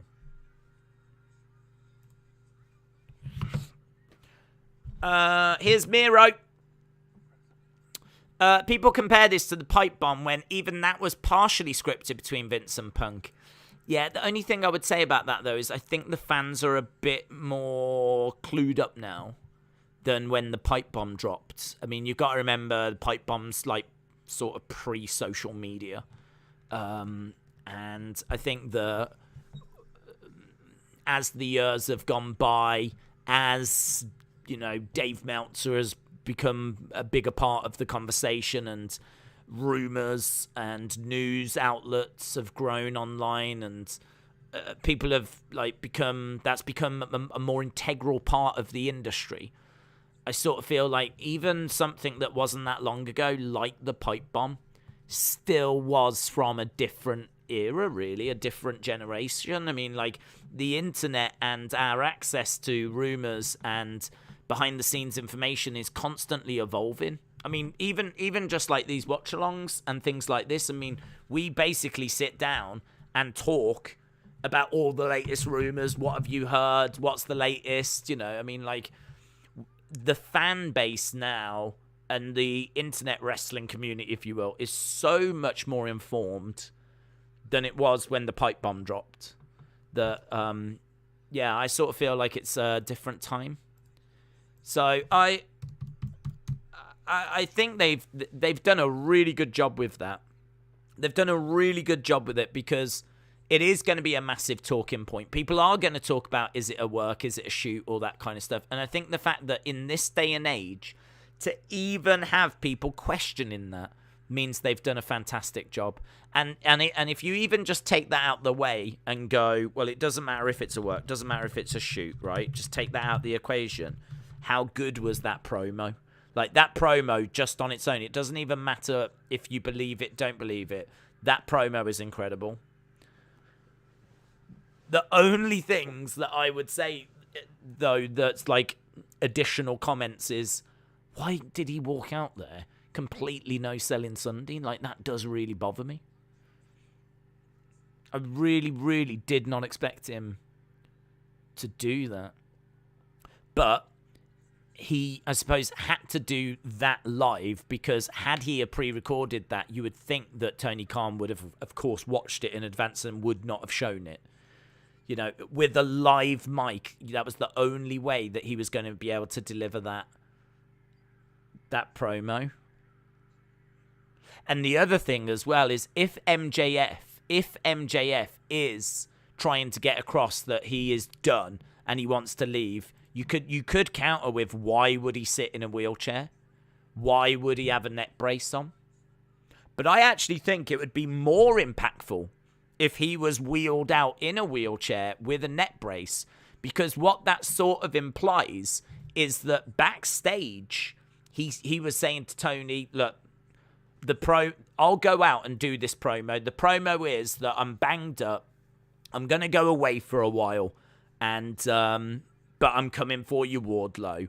And so he could have been wheeled out, and he could have had a neck brace, and he could have been in a wheelchair, and he could have even said, I just spoke to Tony backstage, and I told him that what I was going to tell you guys is that I'm banged up, and that I'm going away, and that I'm coming for Wardlow. But that's not what I'm going to tell you guys. And at that point, he could have took off the neck brace. He could have stood out of the wheelchair, and then he could have gone into that. And that would have been even more interesting, because then it implies that we are watching someone live going off script, which potentially we just saw that. But I think they could have done a even more of a job of, showing that he went off script. It's very interesting, though. You can get your teeth around it, can't you? There's lots to talk about and debate. Anna said, makes MJF's point. The next match is 2 ex-WWE guys. Very good point, Anna, yeah. Johnny Elite against Miro, 2 ex-WWE. CM Punk and security chased MJF out of the arena after it went off the air live. What I'm confused is, why didn't they cut the feed when he went off script? This is why I believe it to be a work. I believe it to be a work. I don't think that Tony Khan would take that risk. And as you said, the second that he was to go off script, you would have cut it. And certainly with the amount of swearing that he was already. I mean, he swears quite a bit in that promo. We do get to the F word, and to be honest, maybe the plan was to cut it off before he even said that. I don't know. Maybe the plan was to cut it off before he even said the F word so that we didn't actually hear him saying it. But it did get through. They cut it off just after. But yeah, another indicator as to why I believe it to be a work. But to be honest, it's not even important, the whole, is it a work? Is it real? All this kind of stuff. Like, I don't think that matters. I don't think that matters too much. Because I think the promo that we just got was absolutely incredible. I think it was absolutely incredible. And this story is going to play out one way or another. But I do think that it is a work. He told them one thing and did another. They wouldn't allow him to say the F word, says Jonathan. They wouldn't let MJF out there with all the executives there tonight if they thought he would put AEW in a bad spot, says Scott. That's true. Harley, shout out to you. Moldy said, honestly, he made me forget about those injuries. I actually thought him walking out as if nothing happened made me lean more forward and be more interested. Well, it definitely achieved that because it's not what should have happened, is it? I mean, what should have happened is he should have solved the injuries after receiving 10 powerbombs and being stretchered out. I mean, we are, 72 hours later, here we are. He should be selling those injuries. He should be banged up. That's what should have been happening. So him just walking out. But him just walking out, I do think, is a little bit of a problem because him just walking out, Tony Khan, who's in Gorilla, would know that he's about to just walk out. So that's a little bit of a problem for me. Is yes, as soon as he walks out, you do go, what? What's this? But it is also a little bit of a problem because Tony Khan would also have known that he's about to just walk out. And surely Tony Khan didn't want MJF to no-sell those injuries. So why did he allow him to go out and do that in the first place? So it's a bit of a mixed bag. Miro wins, and I feel sorry for him because, honestly, who's watching that? I mean, I'm sure many of you were, but mentally, everyone's surely got to be thinking about that MJF promo. Man United Hud said, I really hope it is real because it would make it so much better. But whether it's real or not, he's spitting facts during that whole promo. John says, TBS turns off the sound for the curse words. Oh, so the curse words were not broadcast on TBS. That can't be true because surely people in the chat would have mentioned it. People in the chat heard the curse words. So that can't be true. Because otherwise everyone would have... Surely there would have been more people going, what did he say? What did he say? Like, I heard it on Fight. It came across on Fight, but... That can't be true. Because you lot heard him say it. Right, here's Jericho Appreciation Society. We are moving on. That was his version of the pipe bomb. It was special. Felt like Tony said, go out there and show me exactly how damn good you can be. And he just smashed it out the park. I agree with that. I don't think TBS did get it. I didn't. No, it was censored. It was censored. They bleeped the harsh ones at the end.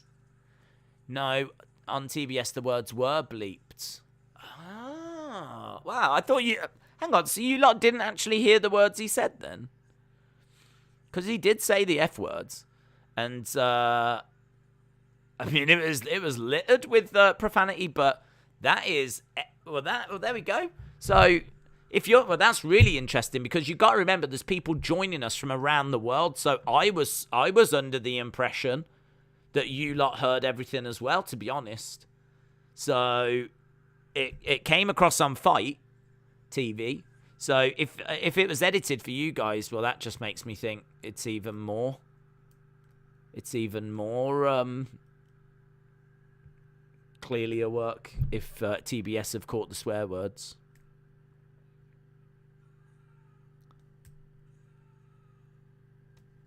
So if you are sat there thinking, no, it's got to be real because they would never broadcast him saying those words. Well, apparently they didn't. Not all of them, anyway. Why are these not selling the injuries?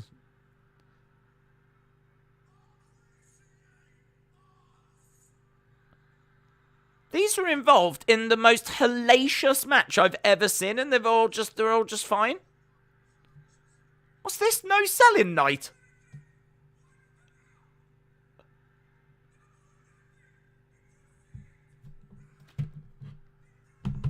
Right, we've got the Jericho Appreciation Society in the ring. All look great.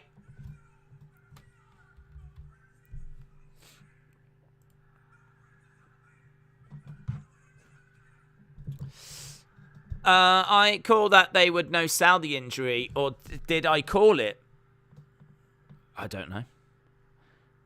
I remember someone saying about the wheelchair thing, which I thought was a great shout. The fact that it just came out with nothing is something that bothers me a little bit, and this bothers me. No selling here either.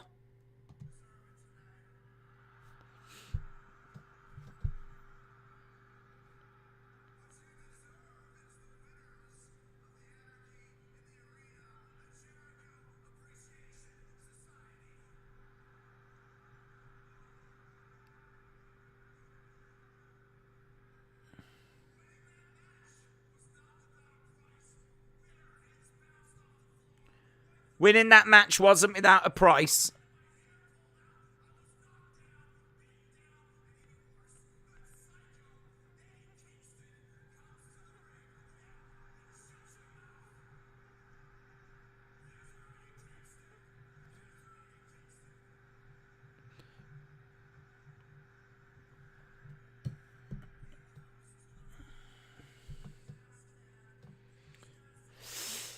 AEW Rampage is going to be on after SmackDown this Friday. It's not early, that's good.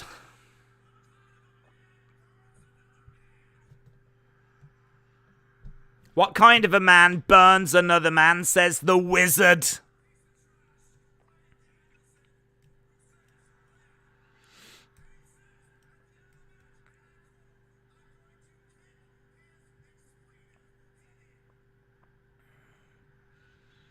Yes, Chance, as Danielson gets a mention. We are 8 minutes away from half-time. It's been an amazing show. What with CM Punk and FTR opening up, that incredible MJF promo. And now we've got Jericho Appreciation Society.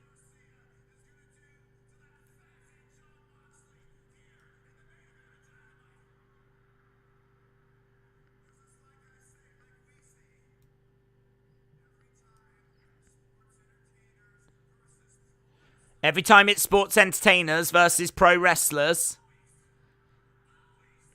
sports entertainers always win. Sports entertainers always win.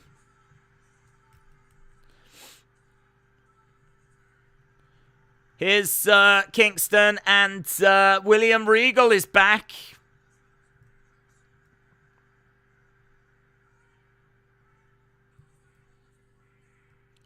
Kingston said, I'll fight all of you right now, and I don't think anyone doubts that. I don't think there's anyone in the world that's watching this going, oh, I don't think he will. I'm thinking, how is he not already? Brian, shout out to you, bud. Hope you are well. Blood and Guts. It's William Regal that's said it. War Games!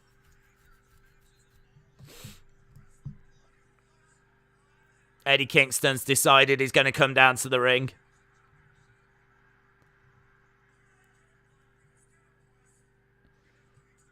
Kingston making his way down. They jump on top of Kingston.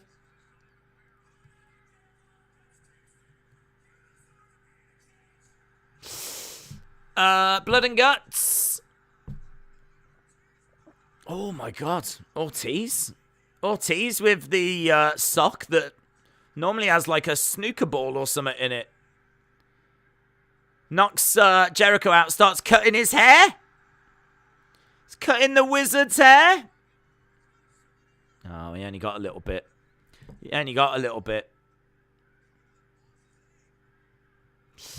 Do you think SmackDown is going to be the go-home show this Friday? Well, it is. It is the go-home show this Friday, yeah. Ukraine-Wales is Sunday. Winner joins England. Oh. Yeah, there's a chance we might do that. It's tricky because we've got UFC, we've got boxing, and we've got Hell in a Cell. So, but if I can do it, I will try and do it because winner goes to the World Cup.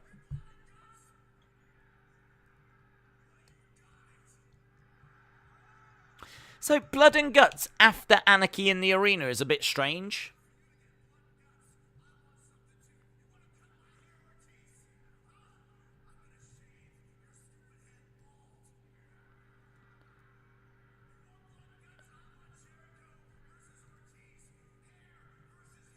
Hair versus hair? Jericho versus Ortiz? Hair versus hair?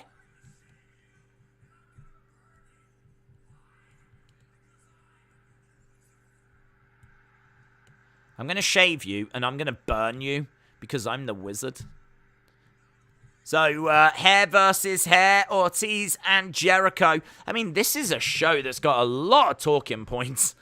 I mean, we've had Tanahashi come out. And we found out that's going to be CM Punk's opponent. We've had that incredible MJF promo. We've had the announcement of Blood and Guts. We've had the announcement it's going to be hair versus hair. It's a crazy show. It is a crazy show. This is like the Raw after WrestleMania, isn't it? MJF got his mic cut off like what Vince did to CM Punk. He was not a fan of how Vince was running things, says Chet. William said, I remember last week when I timed everyone out for the wizard thing. Maybe I should unban Tugboat. Jericho wants a haircut. Should have called it Guts and Blood, said Miss Clown One. Jericho is balding. It's going to be Jericho that loses 10%. I was thinking at the pay-per-view that Jericho should go back to short hair again because of his massive bald spot. It'll be less noticeable with short hair. Channel name said, wasn't Jas 5 members? Maybe there's one that's legit injured. We know that...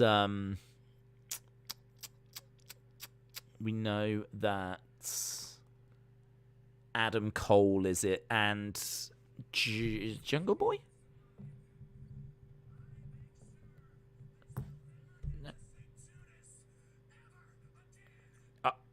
I'll make sure you never get to sing Judas ever again. I don't know what that audio's from. I don't know what that was. All of a sudden, I've got an AEW graphic, and all of a sudden, Jericho's voice came on and just said, I'll make sure you never get to sing Judas ever again. Feels like he was maybe talking to the crowd or something, like during the break or something. Just had Jericho say, I'll make sure you never sing Judas ever again. And it felt like he was talking to the crowd, but... weird. I can't remember what I was talking about now. I know, yeah, about Jericho having his haircut. I agree. I think it'll be Jericho that gets the haircut. I don't know about you, but is anyone talking about Tanahashi and Miro appearing? Because that MJF pipe bomb has completely, and is still in my mind. Yeah, that 100% is definitely what everyone is still talking about. And what everyone is still focused on. For me, as I said, I believe it to be a work. I think that he... Do you know what I think might end up actually turning out to have happened? it might end up being that it was just a miscommunication, and that's why MJF missed the meet and greet, because the exact same thing happened to Samoa Joe. So it might end up being, once all of this has played out, that MJF didn't purposely snub that meet and greet.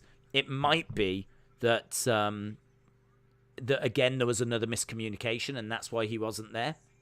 I cannot escape the fact that I do not believe that AEW would cheat the fans that way over that meet and greet. I genuinely believe that meet and greet to be a real situation. Something happened that stopped him going to that meet and greet. Now, what's happened after obviously could be worked. So there's every chance that, you know, once this all plays out and then we get the what really happened documentaries and interviews and everything in about 10 years' time or whatever, or maybe we get it even before that. It could be that there was a simple miscommunication and that Samoa Joe and MJF were not told about these meet and greets or given the wrong times. They both missed them because Samoa Joe did. And then out of that, it turned into a storyline. They decided there was such a big buzz, they decided to go with it. And that's, you know, where we are now, and that's why we are where we are. What I would say is that I know a lot of people will say about the booked flight, but I don't know if you heard Wrestling Observer, but Wrestling Observer, Dave Meltzer and Brian Alvarez said that it's a bit weird, this, right? It is strange. Wrestling in 2022 is really weird, and it's a bit stalkerish, but I'm just going to tell you anyway, that apparently they knew someone at the airport that was able to go into the system, and they were not able to find this apparently booked flight that, you know, everyone was talking about, and it was the talk of the town about this flight was booked by MJF. Apparently they know someone that went into the system and there was no records of this booked flight. So all of a sudden now there are question marks around this booked flight. So it's really hard to know where the truth lies. I mean, look, Sean Ross Sapp was very adamant in saying he knew someone that confirmed and he saw proof of a flight that was booked. Wrestling Observer are saying that they know someone that has looked into the system that could not find any evidence of that flight. So that flight is actually a bit, was it booked? Was it not booked? It's, you know, a bit questionable now. So the only thing that we know that has actually definitely happened is that MJF was not at that meet and greet. And that to me is real, because I really don't think they would treat the fans that way and cheat the fans that way. So that for me is real. But I think anything that happens after now could be a work. And as we said, that original reason might not be that MJF refused to go. Or it could be, but it might not be. It might be a miscommunication because the Samoa Joe one was a miscommunication. Bailey said, since Jericho said we won't be able to sing Judas anymore, do you think he'll start using a version of Break the Walls Down? I don't know if he's allowed to. I don't know if WWE own that or not. So I really don't know. If he's able to get a hold of that, he might try and get a hold of that.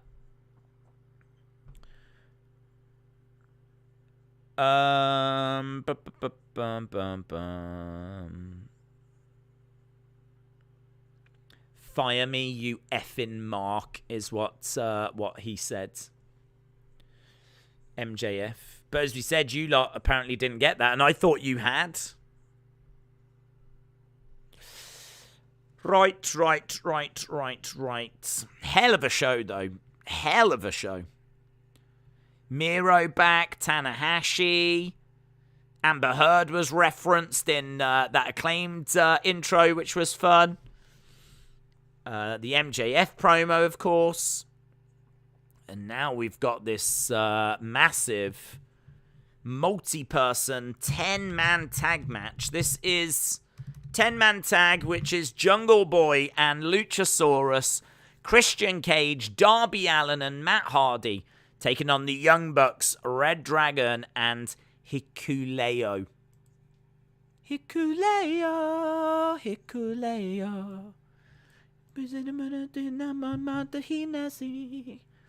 Hikuleo. I don't know what that song is, but that's what it makes me think of. Ledger Killer, hello. Shout out to you. Andrew said, maybe someone is jealous and just wanted to sabotage MJF. Anyone that's got access to the companies can be paid to see if a flight is booked. How many people at the desk before getting on off, they can give you that information? I genuinely, I don't know, but it does make me a bit uncomfortable to think that you can get that information readily. Do you know what I mean? Like, you would think that if someone booked a flight with the company, they would that would be protected. But I've never gone to ask. Excuse me, I've never done it. Maybe I'm strange, but I've never gone to an airport, gone up to the desk, and said, "Excuse me, is such and such on this flight?" I've never had to do that, so I don't know how readily available that is. But my natural instinct is that it shouldn't be that easy to get access to that information. You would think there would be some kind of privacy. I mean, privacy is so important in this day and age. I'm very surprised if that information is readily given out. Excuse me, is Mr. Alan Jenkins on this flight? Oh, let me have a look for you. Yes, he is. He's going to be sat in seat 26C. He's told us he's a vegetarian, so he's got special meals. And he's also paid for early access. If you just go down there, do a left, then you should be able to get to the lounge where Mr. Jenkins is waiting. Honestly, how much information is readily available like that? Because I genuinely don't know, but I would have thought it'd be protected. I don't want people knowing what flights I get. I mean, it's none, but equally, you know. It's a bit weird, isn't it? People knowing your movements like that. It's the government, man. They're after us. It's the government. It feels like MJF turned face tonight. Did he? Did he? What? By turning on... turning on the crowd? Shouting at them all, screaming down the camera? I think you're right. I think you're right. Massive babyface moment by MJF.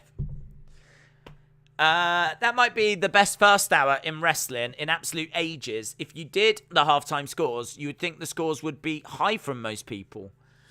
Do you know what? I don't know, to be honest. I don't know. I think they would. I think they would. Because I think I'm trying to think what score I'm at. I reckon I'm at about an 8-point summit. I think I'm at an 8-point summit. The reasons why my score would be a bit lower is that, you know, that first match didn't really matter. It didn't really matter who won. It was just a bit of a throwaway tag match, which, you know, on this show you understand because, you know, people are a bit genuinely beat up like CM Punk.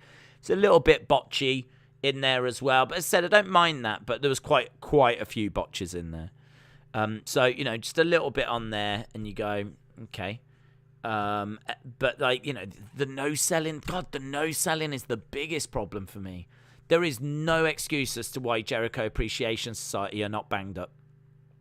I can understand the MJF one. I still don't like it, but his whole point is the fact that he's quitting, basically. He's not doing what Tony wants him to do. That's the whole point of it. So him coming out in a sling and pretending to be ill when he's clearly not, I can understand that. As I said, I think there was a better way to do it, but I can understand it. But there's no excuse for Jericho Appreciation Society to be looking absolutely fine. No excuse for that. So, but honestly, short of that, we're in the 8s, man. We're in the 8s because, I mean, we got Miro back, we got Tanahashi, we got the MJF promo, we got a red hot start with CM Punk coming out. As I said, I mean, there's been so much on this show that, yeah, I do not disagree. I think that was a really big first hour. I think if you was going to watch a Dynamite this year, I think this is the Dynamite to watch, isn't it? So many talking points. So much stuff to get your teeth around. So interesting. Really good. Really good. I mean, put your scores in if you want. Feel free. Put your scores in. I can see people are doing that anyway. Larry with an 8.75 and let him in with an 8.5. Maybe the beginning of a Stone Cold style face turn. I don't know. I mean, I think that he is. People love to hate him. So when he came out, you know, he started that promo with shut the F up chants and all this. I mean, like, people booing him, and he was giving it right back. And by the end, they were cheering him because people appreciate someone that is going to be that intense. I mean, Kingston is super intense, and people love him. MJF, super intense, and you can't help but appreciate him. As I said, you know, when he's screaming down the camera, cutting a promo, you just get, like, flashbacks of, like, Ric Flair.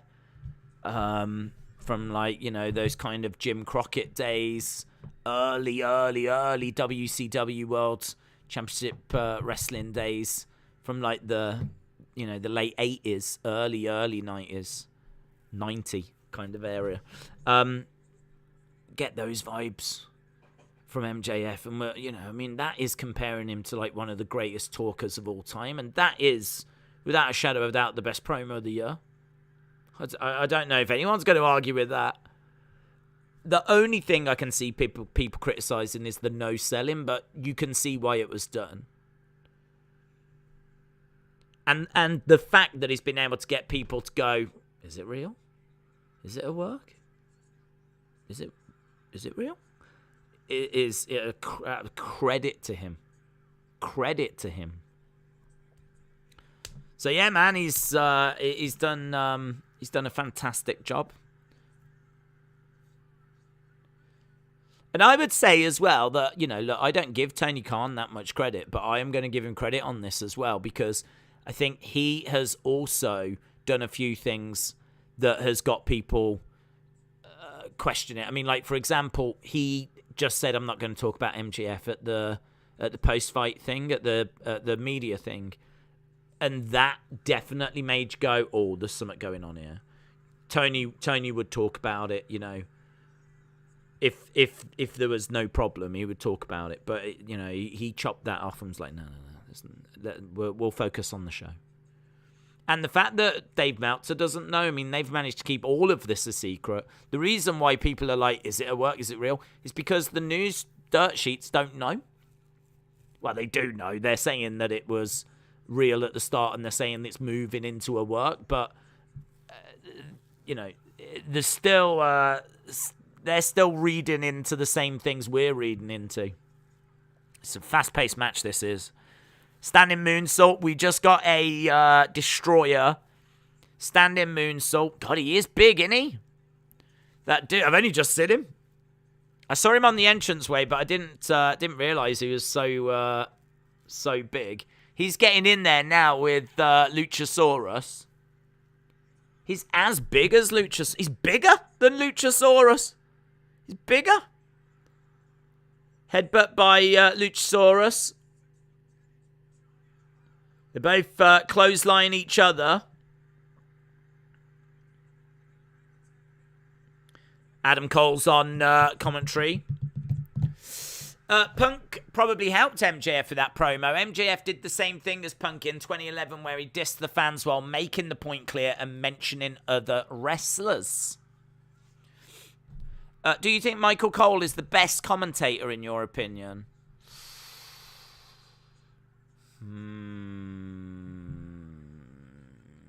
I do think Michael Cole does an excellent job, yes. I think a lot of the stuff that he has to say is stuff that he has to say. He has to, you know, promote all these other things. But he has got a great ability to commentate when enthused. And that is actually something that not a lot of people can do. So Excalibur does an excellent job of commentating when enthused. The only problem is Excalibur tends to be enthused all the time. Like, he's always like, oh my god, and now it's a superplex into this, into that, and he's always like, oh no no da da da da da no no no no no no, and he's always like up here. Like, you don't tend to get much you don't get much variation with Excalibur. Excalibur, I think the reason I'm talking about him is he won the award for best commentator last year. His knowledge of moves is second to none. His knowledge of moves is greater than mine. And he is absolutely incredible when he's like calling out all these different moves that the wrestlers are doing. So he is phenomenal at that. Commentating whilst infused and really selling like some dramatic moments, he's great at that. But the only problem is he doesn't dial it down on the quieter moments. So it's just constantly operating at a high level all the time. And I wish there was more variation in his commentary, because I think that would make him a better commentator. Everything. I mean, like there, I was just listening, like, and a twist of fate. Like, every move is exciting to Excalibur. A spear off the apron. A twist of fate. Oh, a super kick by the Bucks. Everything is like this from Excalibur. Oh, another super kick by the Bucks. It's just constant. It's like, whoa, chill out. Chill out. So, yeah, I think Michael Cole has got a really good variation. I think when he delivers those moments where he needs to be enthused, he does a really good job. His knowledge of the moves is nowhere near Excalibur's. I wish that's something I wish that we got a bit more of. But saying that, the moveset you get in WWE is not as varied as what you get in AEW. Colleen said the other tall guy is Haku's son. Yes, he's someone that I wanted to keep an eye on, and he did some good stuff. There was nothing in there that like blew my mind from him, but it was a fast-paced, multi-spot Young Bucks type match. And he did a good job. It is the Undisputed Elite that pick up the victory. I mean, this show has been on for an hour and 20 minutes. It has absolutely flown, hasn't it? Absolutely flown. Hickleo, is it? Something like that? Hickleo, Colleen. Appreciate it, Colleen. Haku's son. Amazing. Haku was not that tall. Who did Haku sleep with? Andre the Giant? How's his son that big?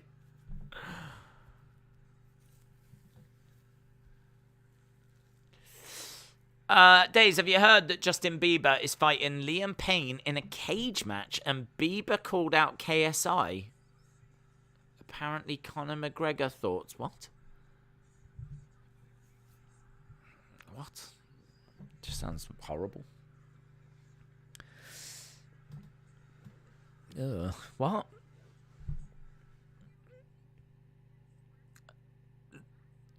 Right, we're backstage.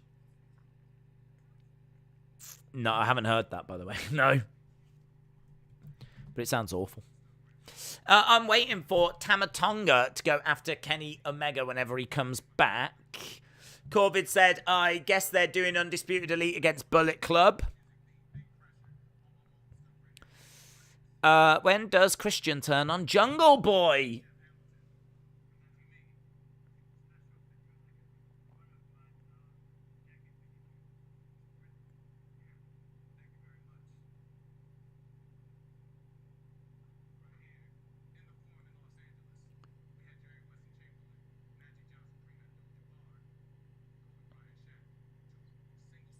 Swerve getting a new jacket.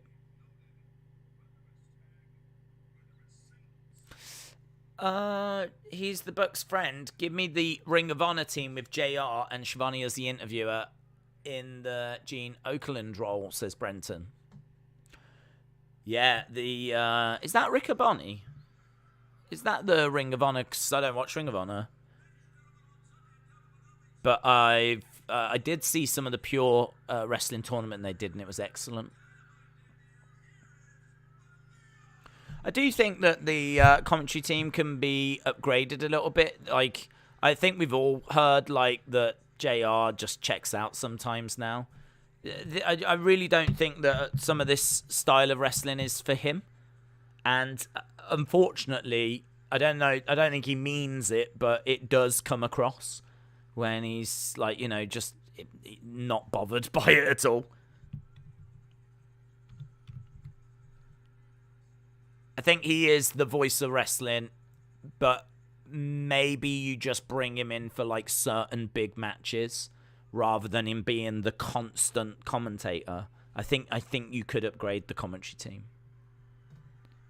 I agree. Ian Riccaboni and Caprice Coleman.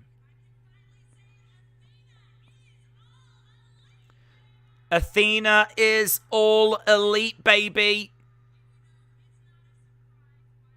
It's not a surprise why I'm here.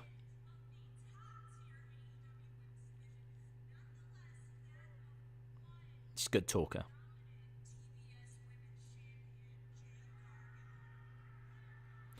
She's got Jade Cargill in her sights.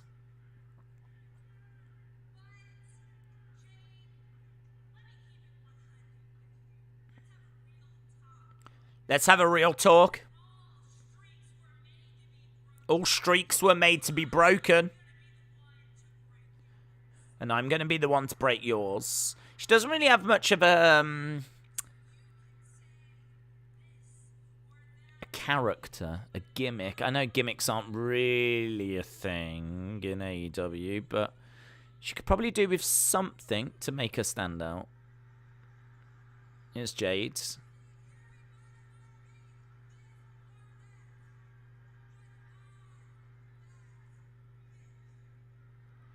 Look at the height difference between these two.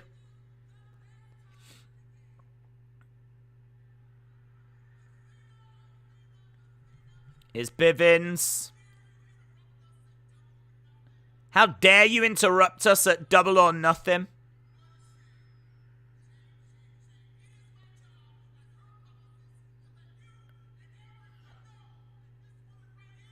This woman is a queen. This woman is a goddess. This woman is our TBS champion. She does look incredible. She does look incredible.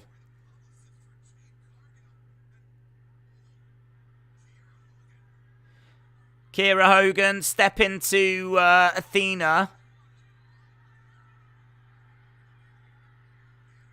Anna Jay. Chris Statlander.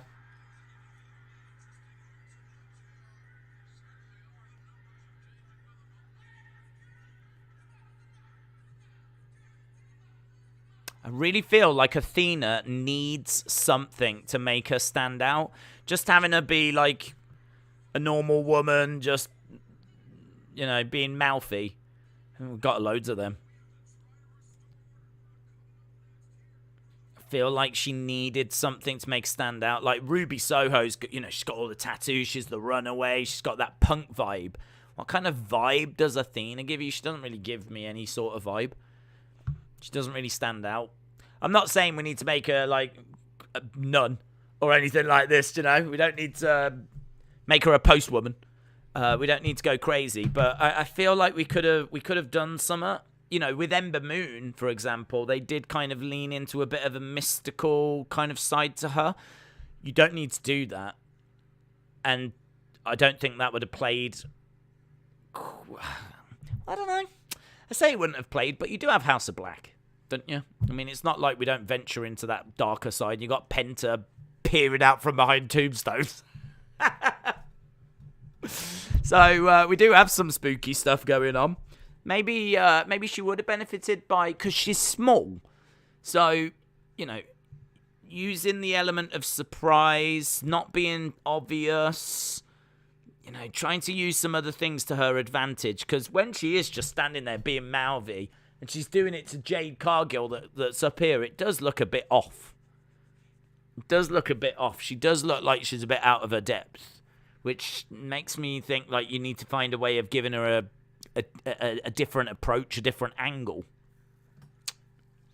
Don't know. I really want it to work for her. After that promo, like her actual talking was fine, but as soon as Jade came out, you looked at him and you went, "That's the star. Jade's the star. She looks like $1 billion. Like, you want her on posters, you want her absolutely everywhere. That is the star." How do you get Athena to match that sort of vibe? Because she can go, man. She can wrestle. She's great. I really like her. Matt Hardy used to teleport. He did. And we don't do that anymore. They got someone totally different in Abaddon, and they've no clue what to do with her. I think part of the problem with Abaddon is that she got injured, and she's never really had like a good run. So, I mean, it is true. They don't know what to do with her because she's so out there. I think it would work. I think Abaddon would work, but you've got to know what you... Abaddon needs to, you need to get across. You can't go comedy with Abaddon. And all the girls need to be concerned about her. She needs to be a problem. She needs to be someone that no one wants to face. If ever they're booked to face her, then there should be segments where they're trying to get out of the match. And Abaddon needs to be someone that you just don't know what she's going to do. I mean, she comes out, she's mysterious. Commentary needs to put over that, they can't track her down backstage. No one quite knows. Like, the only person that's ever had any contact with her is Tony when he first got her to sign the contract. And beyond that, she keeps herself to herself. They never quite know where she is. She always turns up when it's time for a you really build up this girl is an absolute loose cannon, and you've got to make it that no one wants to face her and try and treat her that way. You'd have to give her special treatment. It would take a lot of groundwork to get Abaddon over, I think, and get that character to work. Here's Wardlow, and he gets to walk out without handcuffs. Good for him.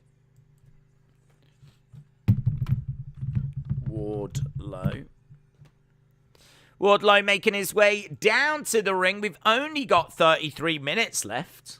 I know. Always pulling at the straps. Hello, Dortnite. Shout out to you.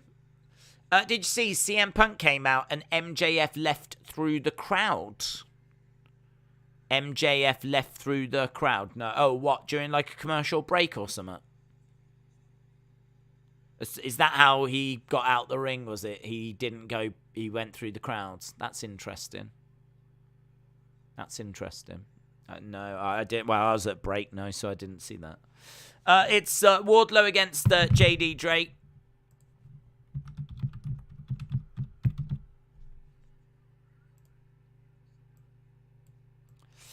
I'll ask again, do you see Tony kayfabe firing MJF now, then start hearing a lot of WWE talk only to give the guy the money he wants and rehire him like Vince did with Matt Hardy during the Edge feud? Yeah. I could see something like that. I mean, look, 2024 is a long way away, and that's what Tony Khan said. I think what MJF's going to do now is he's going to be outspoken. He's going to make life uncomfortable for Tony. You might even get MJF interrupting some of the matches, trying to force his way out of his contract, which is going to be really fun. It's going to be really, really fun, but I don't know. I mean, like I said earlier, it doesn't matter if it's a work or if it's not. I suppose in a way it does, because, is he going to go to WWE or not? Is he going to actually get fired or is he not? So I suppose in that regards, it does matter. I'm not really under any doubt that this is a work, but I just think that it's so entertaining. So entertaining. And I think, yeah, you will get some big segments coming out of it, where each week he might interrupt matches. He's going to cause disruption. He's going to cut other promos. He's going to try and get out of his contract. And you're right, in order to sort it, it might come to a head whereby Tony and MJF do negotiate a new deal, and MJF maybe gets a few things. Maybe MJF in kayfabe gets a new contract and gets an opportunity at the title, and ultimately MJF is the one to dethrone CM Punk, and maybe that is the ultimate end game. The ultimate end game is that MJF, we are now starting to build the story as to how MJF dethrones CM Punk. And that might not be for a while, because they could stretch this out for a while.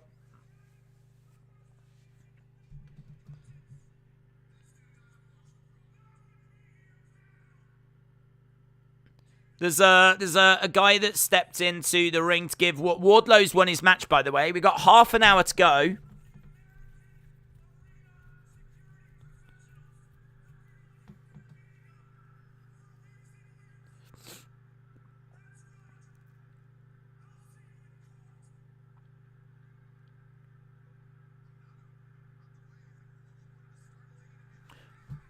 Wardlow is being sued for, I believe, how he's been attacking people. And Wardlow rips up those papers. Security is suing, says Doppelganger. If MJF goes to WWE, his career will go down the drain unless he's pushed like Cody. If not, he'll be jobbing to the stars, says Hollywood Guy. Scorpio Sky and Ethan Page. No women's matches tonight. Yeah, there is a 6-woman match, and it's got a lot of people that are in the finals of the Owen Hart stuff. So I think Ruby Soho's on a team, Britt Baker's on the other team. I think it's Britt Baker and Jamie Hayter against Tony Storm and Ruby Soho, if I remember correctly. But yeah, that might be the only women's match. I won't lie, I don't think WWE cares about Britt Baker or any women in AEW other than Jade, because they look like soccer moms playing wrestling by comparison, says Dragon Den. Here is... talking to the women. Here we go. The Doctor will see you now. Dr. Britt Baker making her way out. Britt and Jamie. It's worth mentioning that Britt and Adam Cole have both come out with their Owen Hart belts. So Britt and Jamie taking on Tony Storm.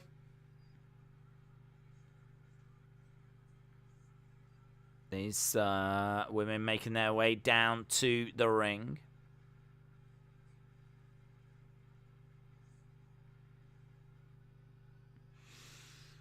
So Tony and Ruby. Ruby Soho. If Jade went to WWE, she would need to spend every day in the Performance Center for a few months. She does need a bit of work, but she's getting better.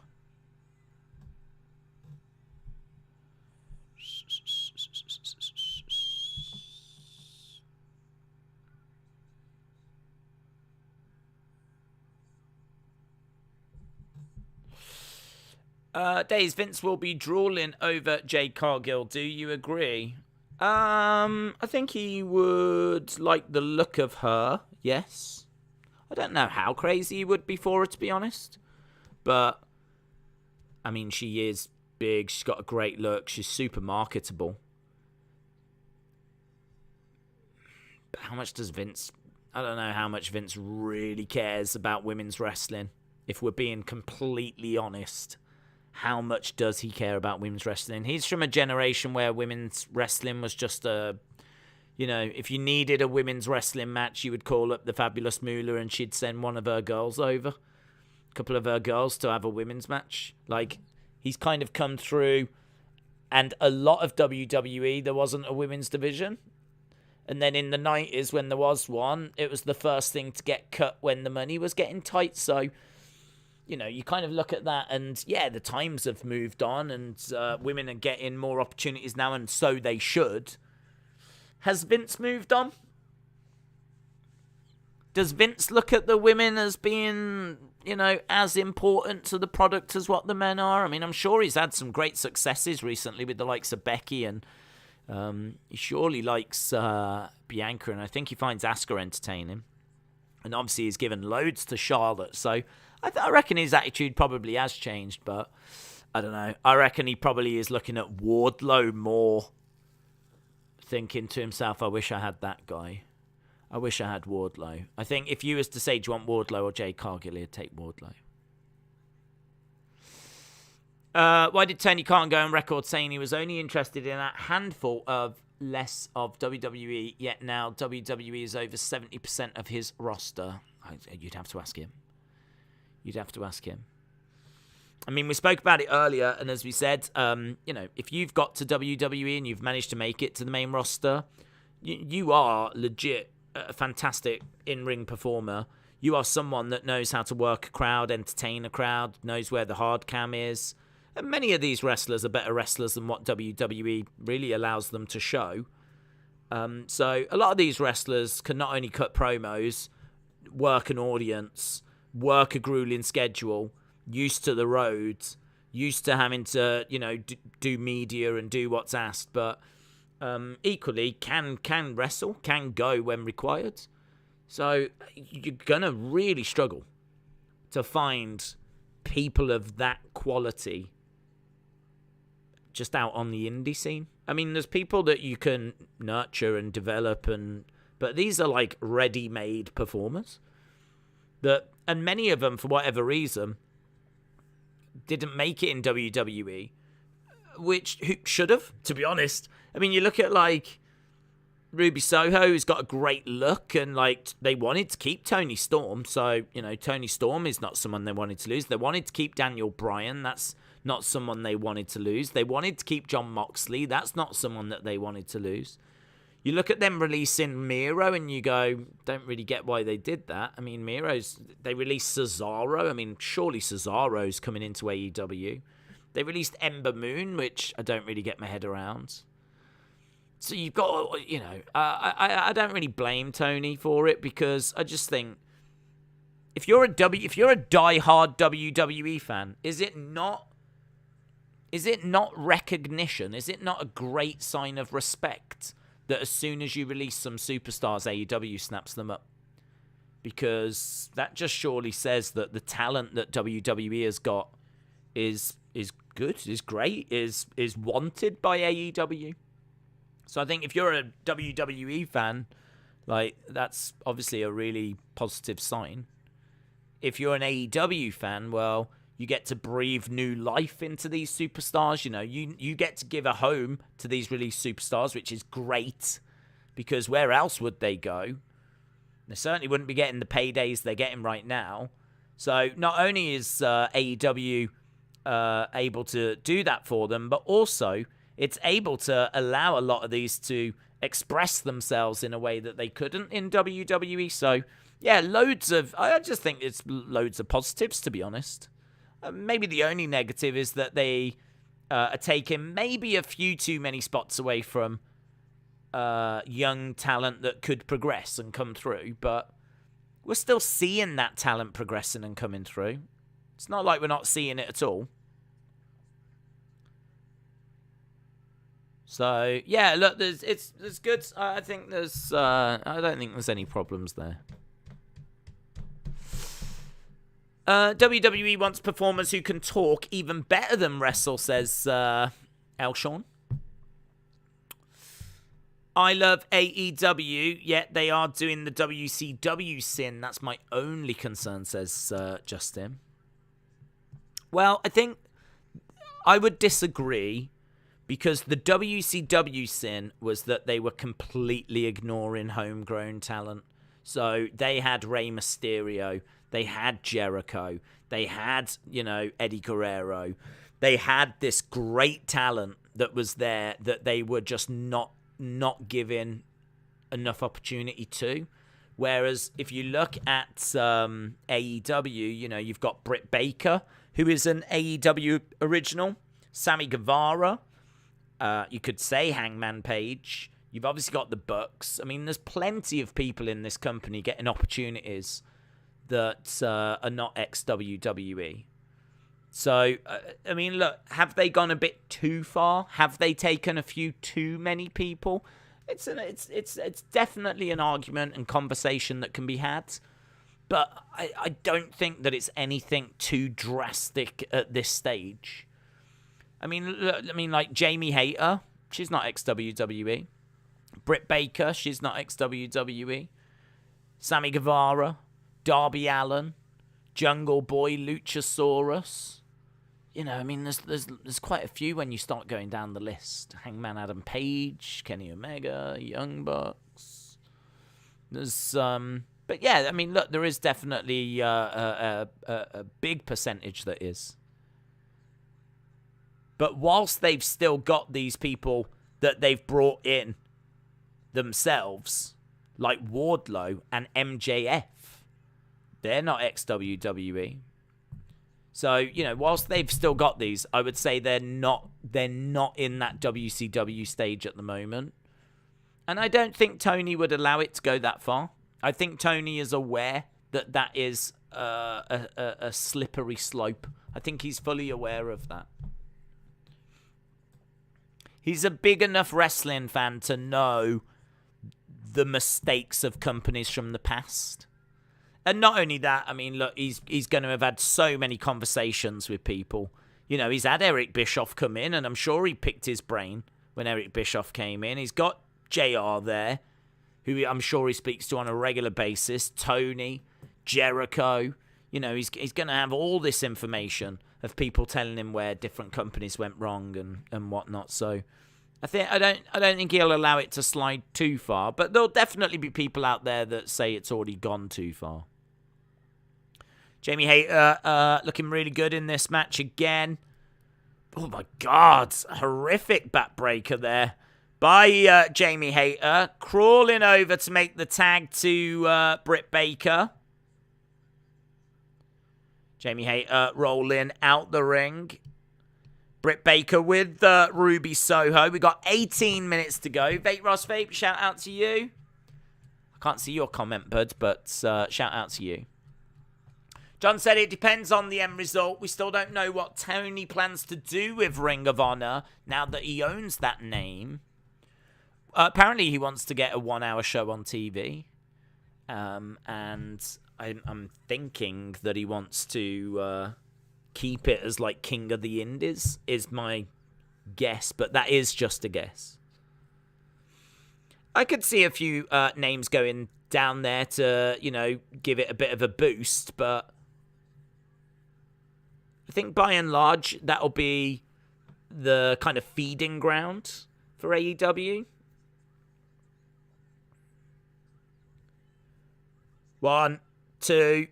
But I could see maybe like the occasional people going down there and spending a bit of time and having a little run there. It might be that Ruby Soho spends 6 months in there. It could be that Sammy Guevara spends 6 months there. Whilst there's nothing for them to do. The spotlight, the titles have got other people. All the feuds are filled up. We've got Sammy Guevara over. Well, let's send him to Ring of Honor for 6 months. 1, 2, 3. And Ruby Soho gets the pin on Britt Baker. So Ruby Soho gets the victory. Did you put me in timeout? No, I've not timed anyone out. How many matches or segments are left? There's 17 minutes left. James said, I think AEW has got the right balance at the moment. They are still elevating their own talent. Yeah, it's one that people will be split on. It's one that people will be split on, and I understand that. We're at over 800 votes right now, so let's end this poll. I think this second hour has maybe not matched the first. I mean, you were never going to get anything to match that MJF moment. I think they stacked that first hour. Still an amazing show, though. This second hour hasn't, like, drastically brought the score down or anything, but it just hasn't had, like, the moments haven't been as big. Right, is the MJF situation a work? Normally when we get over 200, 250 votes, that gives us a really good idea as to what people are thinking. I've said before, we do UFC streams that have had polls that have gone up to like 10, 20, even 50,000 votes. And the only reason I mention that is because the result really didn't change from when we were at 250 votes. So once you get to like 250 votes, you tend to get a big enough sample size to get a good idea as to what people are thinking and where people are. So is the MJF situation at work? We have had 800 votes. So I am quite happy to say that we could get to 10,000 votes and this would only change by a couple of percent. Work storyline, 55%. Shoot real, 44%.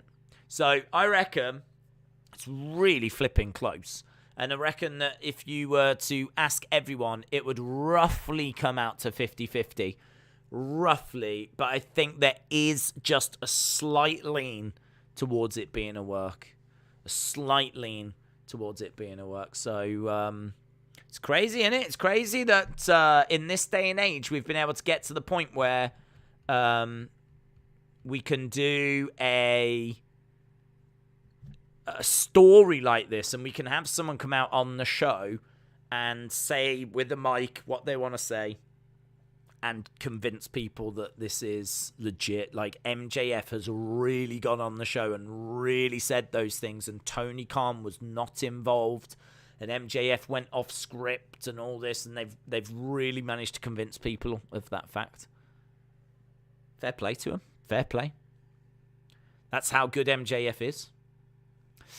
Hollywood Guy, shout out to you. Said 2 questions. Do you think that every tournament by AEW needs belts? No.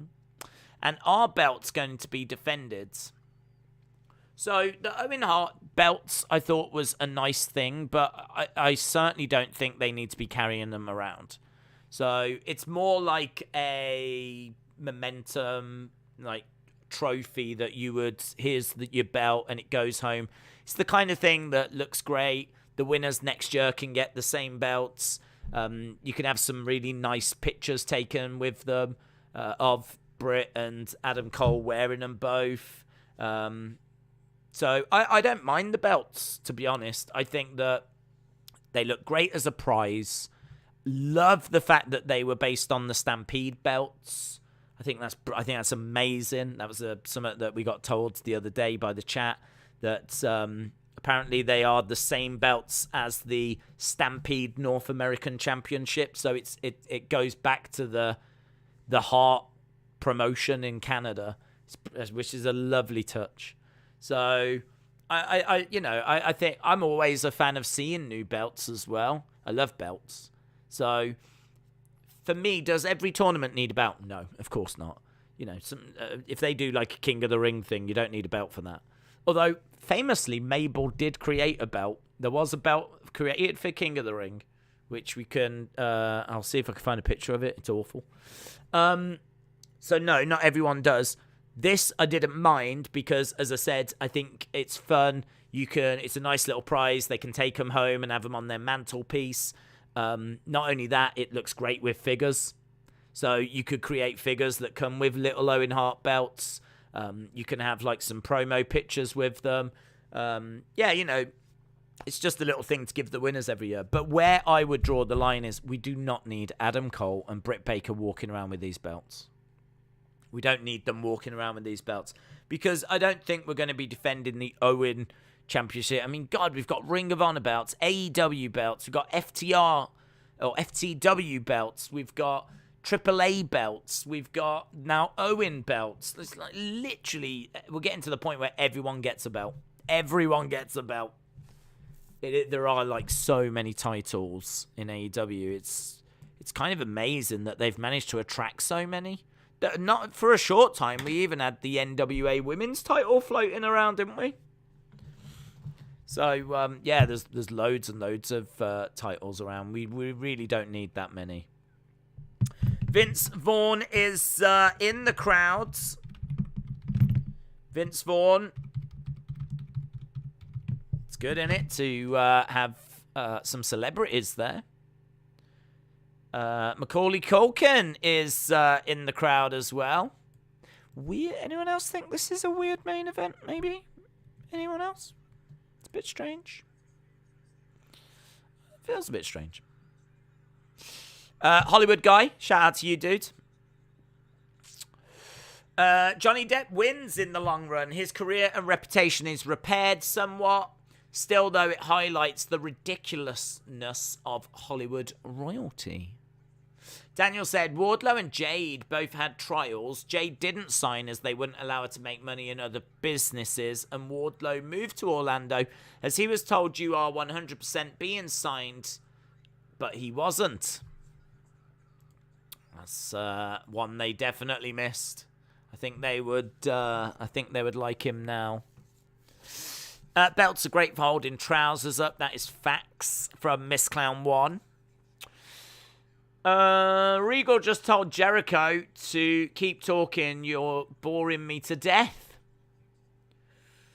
Tony Khan has the Titanic in wrestling. Will he sink or stay afloat, said Justin. Wow, I mean, listen, this ship has been floating for 3 years now, so I think it's fine. I think it's fine. I think his biggest problem is going to be to impress these executives, and for these executives to give AEW a juicy new contract. That's what he's hoping for. But what he's saying is that the talks have been very positive. I mean, he would say that. I can't imagine he'd turn around and go, no, the talk's not going well at all. So, of course, he's always going to say that. But the executives are there, and they're there tonight, and they're watching this, apparently. That first hour was fire. I hope we get Danielson against Zack Sabre Jr., says James. You're looking good in what is left of those blue jeans drip of honey on the money. Wes, are you all right? All right, we've got 8 minutes to go. 8 minutes to go. Master Chief said Macaulay Culkin is there. Man, getting him to smash some dudes with paint cans would be awesome. Chet said Ezekiel's ring gear reminds me of the Ultimate Warrior. Dort Knight said Vince Vaughn was fantastic in True Detective Series 2.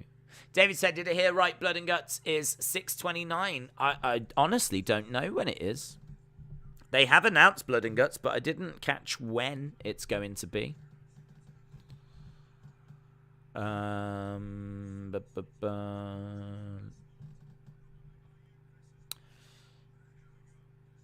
don't know if they have announced it. Justified, this is awesome chance now here in LA, says Tony Khan.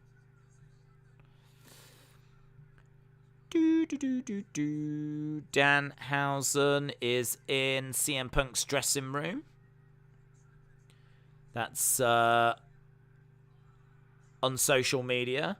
Moxley gets thrown into some ring steps.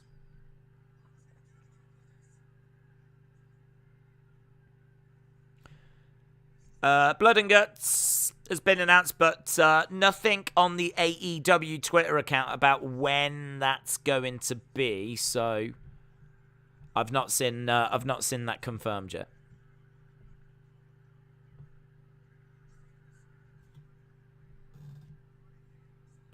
MJF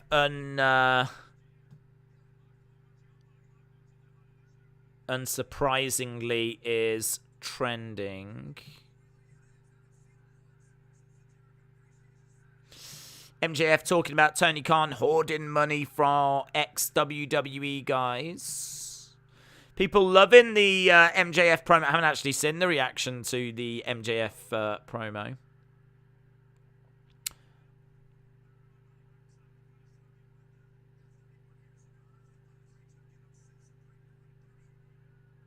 People saying MJF is the best heel in the world.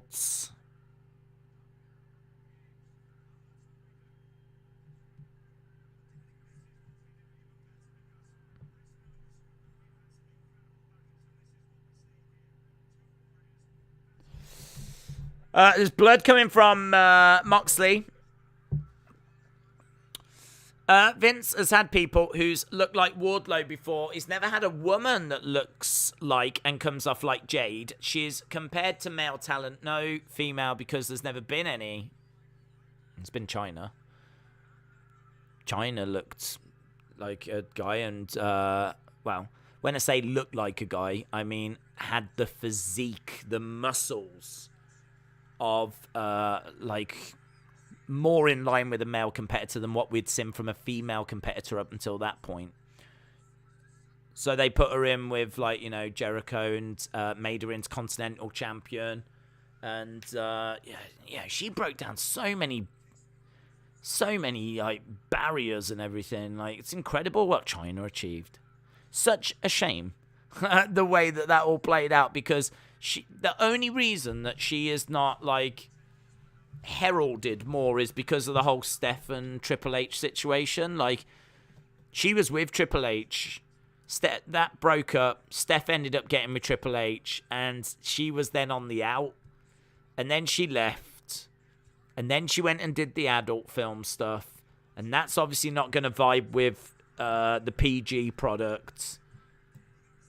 And it's such a shame, because, like, she would be spoken about more, and she would, who knows, it would, you know, it'd probably be like the China Women's Battle Royal at WrestleMania, you know, like how it's the Andre the Giant Battle Royal.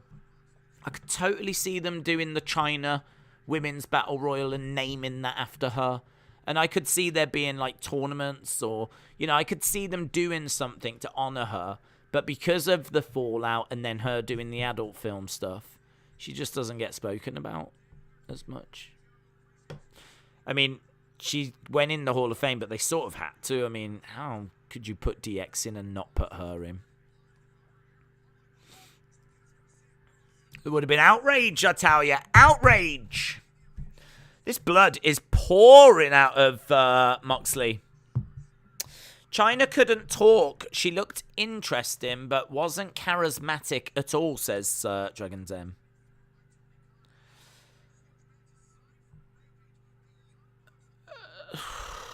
Well, I would argue that she could wrestle better than Jade Cargill. So I would say that there's pros and strengths to both. But I would say that it's wrong to suggest that WWE have never had anyone like Jade Cargill. Because China is like Jade Cargill. I don't think the adult movies would affect her. They promoted her Playboy shoots. Yeah, that's different, though, because that Playboy shoot is meant to be tasteful. And it's meant to, you know, just show off, like, a woman's body in a really tasteful, respectful way. And that was something that kind of really vibed with the Attitude Era. Like, WWE wanted to get risky during the Attitude Era. And they had a good relationship with Playboy. And it was all still tasteful. I mean, look, what's wrong with the female body? What is more beautiful than the female body? Porn, though. Do you know what I mean? Adult films, though, it's a little different. Hits different, doesn't it? I can't remember too many times that WWE were actively encouraging the women to go into, like, adult porn films. And then, you know, as the product became more PG, I would imagine that Playboy stuff just, you know, we don't talk about it now. That Playboy stuff's fine because WWE promoted it, as you said. But as soon as we move past the adult era, as soon as we move past the Attitude Era and went to the PG era, you know, that was obviously never spoke about then.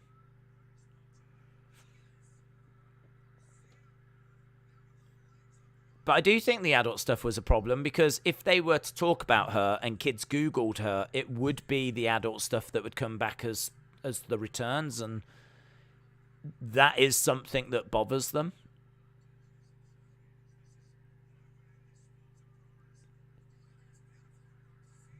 Garcia looking for a roll through. In little kick out by both.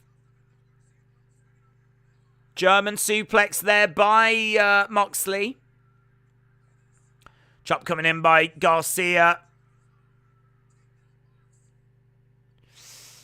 What happened to Wheeler Yuta? I think he's in Best of the Super Juniors, I think, over in New Japan. 1, 2, kick out. China's always first name as my favourite, says Larry. They should do a China Open tournament. Sharpshooter. Moxley in the middle of the ring. Oof. He's really leaning back on it, but Moxley's grabbed him by the head. 1, 2, 2 count. This is the kind of competition that makes me proud to be in pro wrestling, says William Regal. These two colliding into each other and Moxley going out of the ring.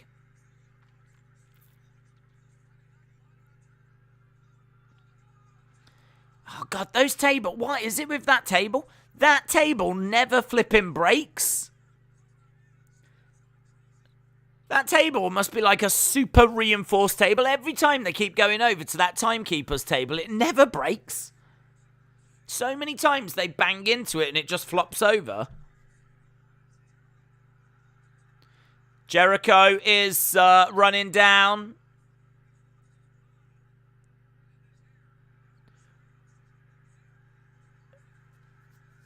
Here's Eddie Kingston. Eddie Kingston stuff. Eddie Kingston came bombing down, tripped on his way down, and he was like, oh, heading towards Jericho. I didn't think he was going to make it. I thought he was going to fall before he actually even made it to Jericho. But he was like, whoa, collides into Jericho and then starts pounding away. Guy, it was like he was shot out of a gun. I think Moxley has managed to get the win here, but I think Moxley's going to say a few words. Promo, God, he's going to be knackered. We're already a minute over. Kingston is in the ring. David Finlay next week.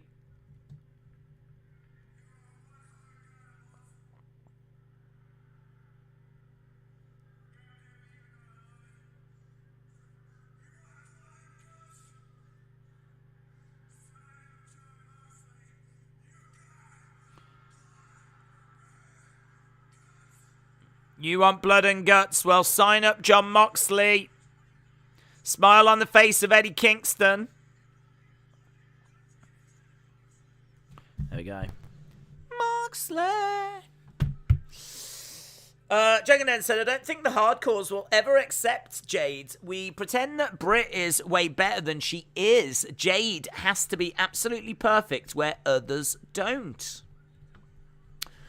Michael said, Days, Excalibur said Blood and Guts will happen when AEW comes to Detroit on 6/29 at Little Caesars Arena, and Battle of the Belts will also be in Michigan. Oh, interesting.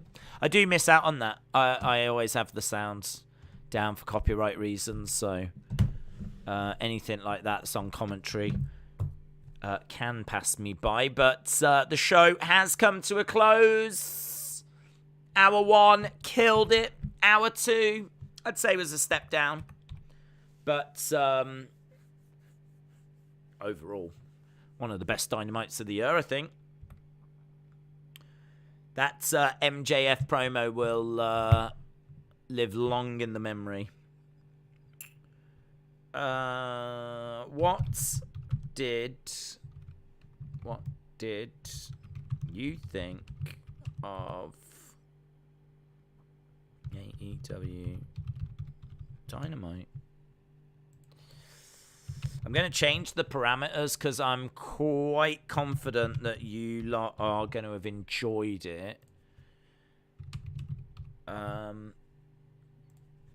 mean, look, can people see now why we don't go crazy with our usual scores, because, you know, a lot of the time we can do these kind of watch-alongs and, like, people are like, that's 9, you know, for a normal show. And it's like, well, if you're going to give that a 9, what are you going to do when you get a week like this? What are you going to do when you get an MJF promo like that? Do you know what I mean? For me, this was a really, really good Dynamite. Entertaining from start to finish. And unsurprising that they've gone so big on it when you know that those TV executives are there. But, I mean, God, yeah. Someone made the point earlier.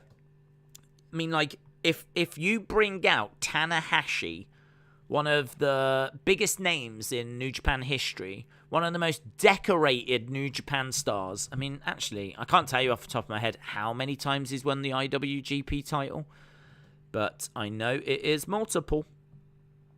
I mean, he is let's see if I can read. Oh my God, I can't read it all out.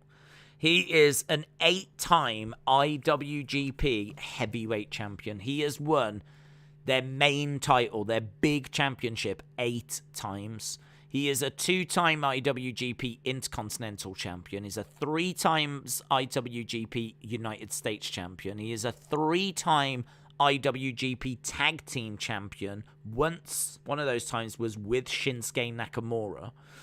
IWGP U30 Openweight Champion twice. Neverweight Open Champion once. 3-time Neverweight Open 6-man Tag Champion. He is the 4th ever New Japan Triple Crown Champion. The 2nd ever New Japan Grand Slam Champion. He won the G1 in 2007, 2015, and 2018. He won the G2 U30 Climax. He won the New Japan Cup in 2005 and 2008. He won the IWGP Heavyweight Title Tournament in 2007. I mean, it just goes on and on and on. Just an absolutely incredible wrestler. Multiple-time Match of the Year. He won Match of the Year for Wrestling Observer in 2012 against Suzuki, 2013 against Okada, 2016 against Okada. He was voted Wrestler of the Year in 2011, 2012, and 2013. He was voted the Wrestler of the Decade by Wrestling Observer for the 2010s. So from 2010 to 2019, he was voted the Wrestler of the Decade by Wrestling Observer. And he's already in the Wrestling Observer Hall of Fame. He went in 2013. He's already in their Hall of Fame. So this is my point. You bring out someone like Tanahashi on the show at the start, and I don't even remember it.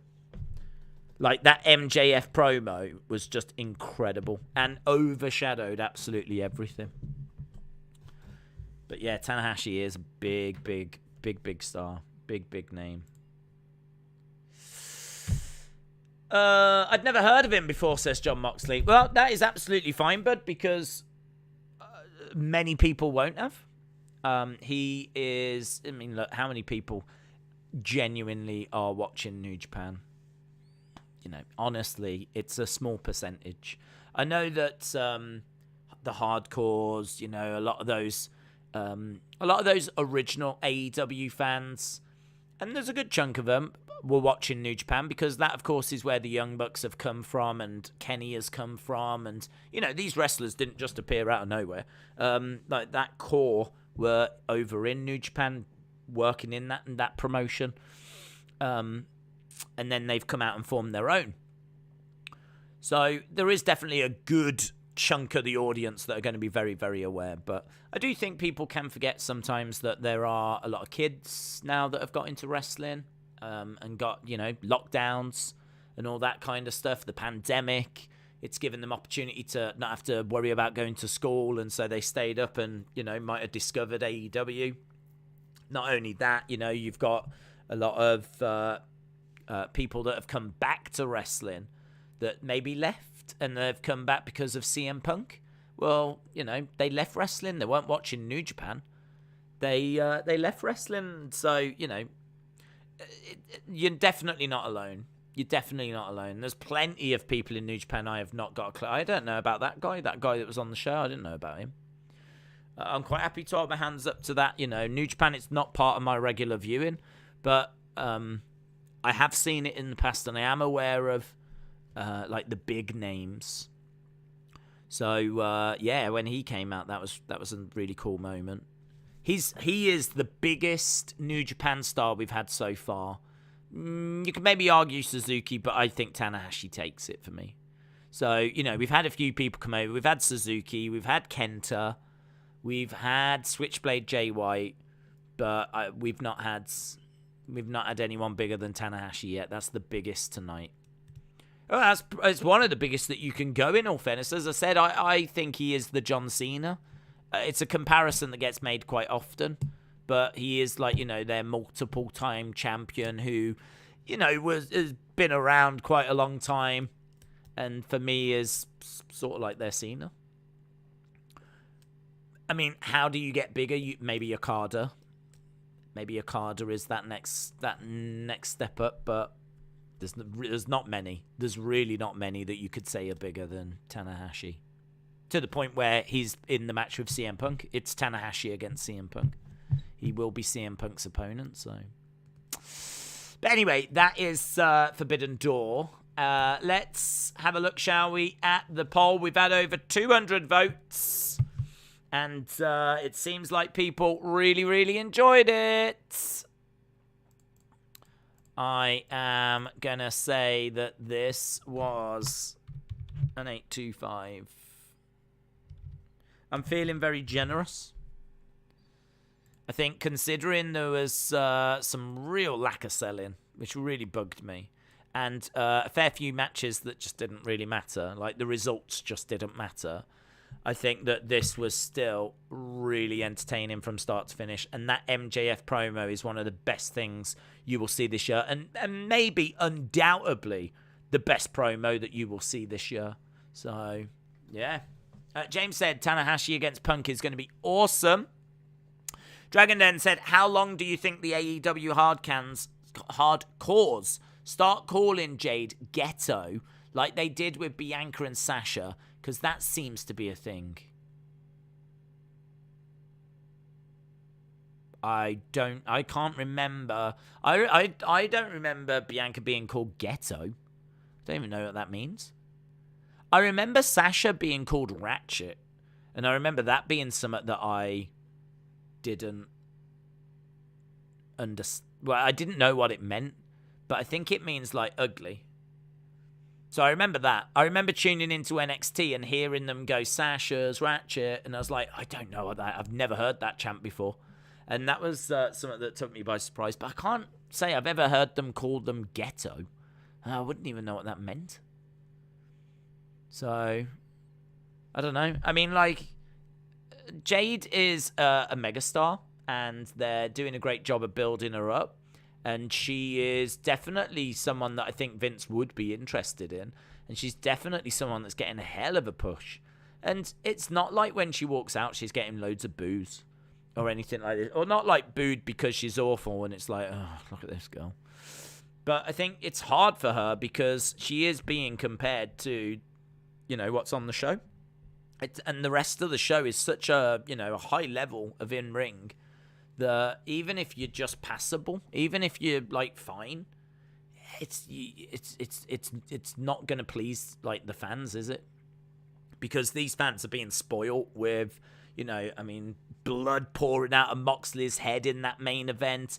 Danielson, one of the best in-ring technicians. You've got Serena Deeb, who's one of the best in-ring technicians as well. I mean, there's just so much quality in there that if you've got a girl that's just fine, it's hard to kind of get excited about. So it's going to take time for her to find her own footing, find her own identity, continue to polish, and you know, the good thing is she's a heel. So just like what MJF said there. You know, people said MJF was rubbish because he's not chasing 5-star matches. He's not trying to put on matches that are... And maybe that's the secret to Jade. Maybe Jade doesn't need to care. Maybe Jade, as a heel, doesn't need to care if she entertains the fans or not. That's down to the babyface. The babyface is the one that needs to, put in the work. It's the babyface that needs to win the fans over. If the fans don't like Jade because they don't think she's very good, well, she's a heel. So why does she care? She shouldn't. MJF didn't. As long as Jade can, win the crowd over in a certain way, be it with the promos or occasionally having a killer match, then I don't think she should care. You see, MJF didn't care, and he, wins them over with his promos. An occasional good match. So, I don't think it's a problem, to be honest. Saying that Sasha is ratchet is saying that she's ghetto. I don't know if that's true. What is... I'm sure the Rax... I'm sure I googled it. Ratchet meaning...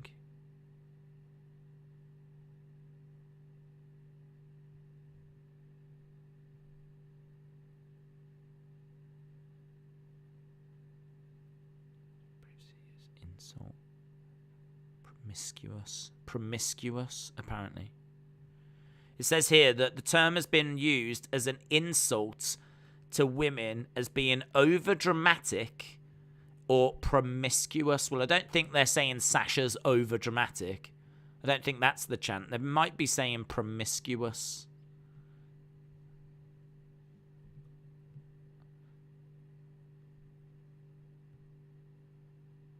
Oh, here we go.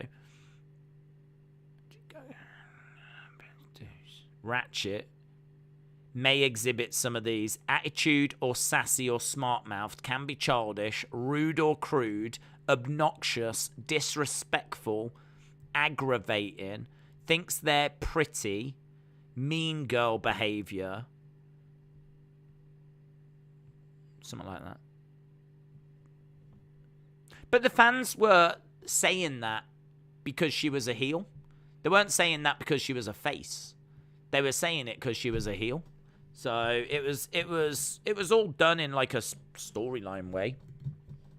But I can't say I've heard any, that chant's gone anyway. I don't hear anyone being called Ratchet anymore in NXT. But yeah, they were chanting that because she was a heel at the time. So there was nothing untowards about it. Crow, out of context, shout out to you. Appreciate the support. Days, I know this is a bit off topic. Do it. That's fine. I don't mind going off road. But how do you think Oliveira versus Islam would go? That is quite off road. How do I think it would go? I think that the stand-up game would be with Charles Oliveira. I think the ground game would be with... Ooh. Really damn close. It depends who gets the takedown. I think that if Oliveira gets Islam down, I think Oliveira would be the one that's in control, and I think his jiu-jitsu is so good that I think that if you're in control, you're probably not going to give up that control. So I think it really depends on who can get the takedowns. Stand-up game I would give to Oliveira. I could see it being a fight where Islam tries to get Oliveira down. If he succeeds, then I could see that being a path to victory for Islam. I think if it stays on the feet, Oliveira wins. If Oliveira gets Islam down, then I think Oliveira wins. It really would be close. I don't think anyone would be a heavy favourite. And I think that it would largely come down to who can get the takedown first. And if you do get the takedown, can the other person either reverse it on the ground or can they quickly get back up to the feet? Because I think if you get taken down and you're being controlled, then you're going to lose that round. But also, they're both so good on the mat that they could easily find the finish. So, who would win? It'd be really hard at this stage to not go with Oliveira because he's just beaten Gaethje, he's beaten Poirier. He's beaten Tony Ferguson. I mean, like, he's on something like an 11-fight win streak. I mean, he really does seem like the real deal. He really seems like the real deal. But I think maybe the toughest test that's out there for him right now is Islam Makhachev. Because Khabib has told everyone, this guy is as good as me, basically. This guy is, like, pushes me to the limit when we train and when we spar. Like, he is someone that is right up there with Khabib. So if that is true, it's the closest we're going to get to, like, Khabib versus Oliveira. Islam's not Khabib's level, though, or certainly hasn't reached it yet in my eyes. But listen, if Khabib's saying those kind of things, you listen. So for me, it would be close, but it's really hard to pick against Oliveira at the moment, because really all you're going on would be what Khabib's word. Because we have seen Islam, and he is amazing. He is amazing, and he absolutely is good enough to become champion. But if you was to take Khabib out of the equation, I don't think Islam is as favoured then. I think it's 50-50, and I think a lot of people go with Islam because of Khabib. You take Khabib out of the equation and what he said, and I think it goes back to being more 50-50. And if it is 50-50, I'm going to go with the guy that I've seen beat Poirier, beat Gaethje, beat Tony Ferguson, beat Chandler. You know, he's beating everyone. So I'll go with that guy. I'll go with the guy that's doing it, that's got the results. So yeah, I'd go with Oliveira. But it's nothing in it. I think Khabib would beat Oliveira, but it would be very close, says Hawk. Edward said Conor would beat Oliveira. I mean, Conor can't beat Poirier. Conor had 2 fights against Dustin Poirier and he couldn't beat him. Oliveira has 1 fight against Poirier and he puts him away. So, you know, MMA math doesn't really work that way. We've seen loads of fights where, like, that person can't beat that person can, but then that person can beat that person. So it doesn't quite always work out that way. But we've seen nothing from Conor for so long now that I just don't have any confidence in him. MJF said all these people chase their star ratings, but all they do is their ball moves. I don't do that. I make you feel something. I make you shut up and listen, says Daniel. The MJF promo will be part of history one day, and we got to be a part of it, says Philip. Tanahashi is Cena's comparison. What would Okada's be?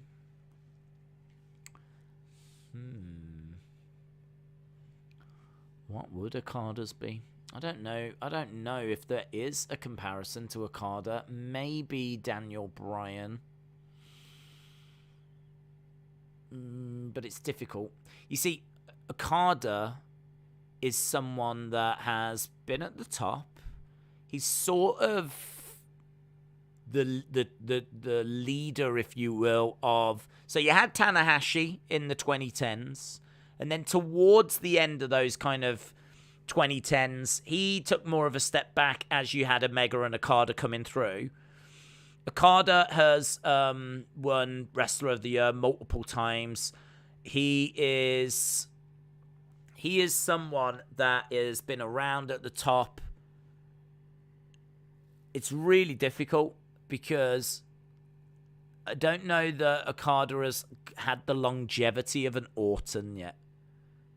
He is a top guy, but you see, I think Okada's more of a top guy than Orton has been. I think Orton was always in Cena's shadow. So I don't know that you can compare him to an Orton. And also, like, with Orton, he's a heel, isn't he? He's the Viper, he's a snake. Okada's not that. Okada's always been, like, loved. So I feel like you have to compare him to a face. You have to compare him to someone that's been at the top for not loads of time, but for a bit of time. And you have to compare him to someone that's great in ring. And, he's had multiple matches of the year, multiple Wrestler of the Year awards. I mean, he is honestly regarded as maybe the best wrestler in the world. So how do you compare him to someone in WWE? And the only name that comes to mind for me is Daniel Bryan. Because Daniel Bryan was the face for a bit when he at WrestleMania 30. Imagine if Daniel Bryan never got injured after WrestleMania 30 and went on to have a run and have great matches, the kind of great Daniel Bryan matches that we know that he can have. That would be like Okada. Because Okada came through really like in the mid 2015-ish. I mean, I'm trying to remember when it was him and Omega. I think that was 2016. So, it's kind of around that time that he's really exploding onto the scene. I would say that match with him and Omega is what really puts him on the map. But obviously, if you're watching New Japan, he'd been around before that anyway. But if we're talking like boom, global, international star, I'd say it was him and Omega that did that. And then like he stays up around there. He has the title. He does drop it after a while. There's been other champions. Naito's had it. Bushi has had it. Evil's had it. So it's not like he's had a monopoly on the belt, but he's just consistently delivering like some of the best matches. And I kind of feel like I'd probably say maybe Daniel Bryan, but I don't know that there is like a really good, nice, clean comparison. But that would be the closest. Channel Name said, could Mayweather be the GOAT? He did retire undefeated, and I think he's the only one to do so. Someone said Rocky Marciano, which is correct. He did also retire undefeated. Did someone say Rocky Marciano? I swear I saw Rocky Marciano's name. Yeah, Dort Knight. Tyson Fury never lost. Joe Calzaghe never lost. Rocky Marciano never lost. If you used to compare Okada to someone, maybe Zack Ryder. I think that's fair, says Chalmers.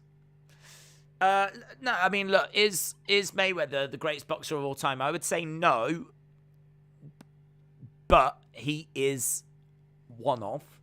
I think he is in the top maybe 20 or 30.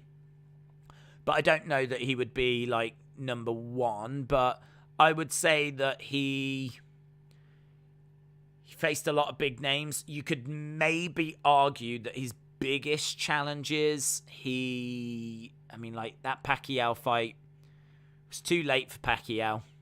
What had happened if he faced Pacquiao a few years earlier? Like, the only kind of criticism you can label at him is that some of the fights he had were routine. The divisions and the fighters that were out there, it wasn't the most competitive of times. He still took on big names. I mean, we're discussing about, is he the greatest boxer of all time? I'm going to say no, and I need to justify that with something. So what I would justify it with is I feel like he's in the conversation. It's not a ridiculous conversation to suggest he's the best boxer of all time. But the reason why I would say no is because I don't think that it was the most competitive of times for him. And I think that some of his competitors he just faced at the wrong time. Like, he does beat Canelo, but he beats a very young Canelo. And he does beat Pacquiao, but he beats a very old Pacquiao. Like, he's not facing these people in their primes. But he does face some very, very good opponents in their prime. And he is absolutely in the conversation. But I personally wouldn't say he was. But there would be many, many people that would say he was. So that's one to debate until the cows come home. But maybe not the conversation for tonight. But either way, big, big shout out to everyone that joined us. I hope you enjoyed that. It's one of the best Dynamites of the year. Honestly, the only reason that I'd be marking this down is I do think the second hour couldn't match the first, but how could it? The first was so good. I do think there was a lot of matches that just didn't really matter. There was a lot of just tag matches just to get people on the show kind of a thing. So, maybe the matches could have had a little bit more at stake. But again, that's only a little criticism. My biggest criticism is the fact that there was just a real lack of selling from the show that took place on Sunday. And I think Jericho Appreciation Society was the biggest, the worst of that. Maybe MJF as well, but as we said, there's potentially a reason for it. And outside of that, I mean, this is a really damn good Dynamite. I mean, it's really rare for me to get into the 8s. Really rare for me to get into the 8s. I think had the main event had some really big... If it was like a match that had been built up for a while, and it was a big main event as well, I think that would have helped. I think Moxley against Garcia was a bit of a weird match to have as main event. They went for it, and there was blood, and it was still a very entertaining match, and it was a very good match. But I think had it have been like a big main event, I think that would have bumped my score up as well. Had they sold from the weekend, that would have bumped my score up as well. So if you want to know, like, well, God, if that was an 8.25, how do we get to a 9? Those are the things that would have helped got us to more to a 9. And then really we'd have to look at the other matches, and they would have needed a bit of a meaning. That's how we would have got, 10 out of 10 for me. Like, the matches would all need to have purpose. They would all need to knock it out of the park. We would need to have, like, a surprise as well. We had the MJF promo. Like, that's how we get into, like, the 10 out of 10 territory. But we just fell short on, like, some of those areas, which is why, for me, it's an 8.25. But don't get it twisted. I really don't know what I was... I must have gone into the 8s about... handful of times this year. This is one of the best shows of the year. It's absolutely brilliant from AEW. So good work all round. Good work all round. And obviously, I'm sure we'll be talking about the MJF promo for a long, long time to come. Awesome, guys. I hope you had fun. I hope you enjoyed the show. I really appreciate you joining us. Of course, we are back on Friday. We're back on Friday with SmackDown and Rampage. And then we've got a busy weekend as well, so plenty coming up with boxing and Hell in a Cell and UFC and a whole plethora of things. Awesome, guys. Thanks a lot for watching. I'll see you again next time. Bye for now.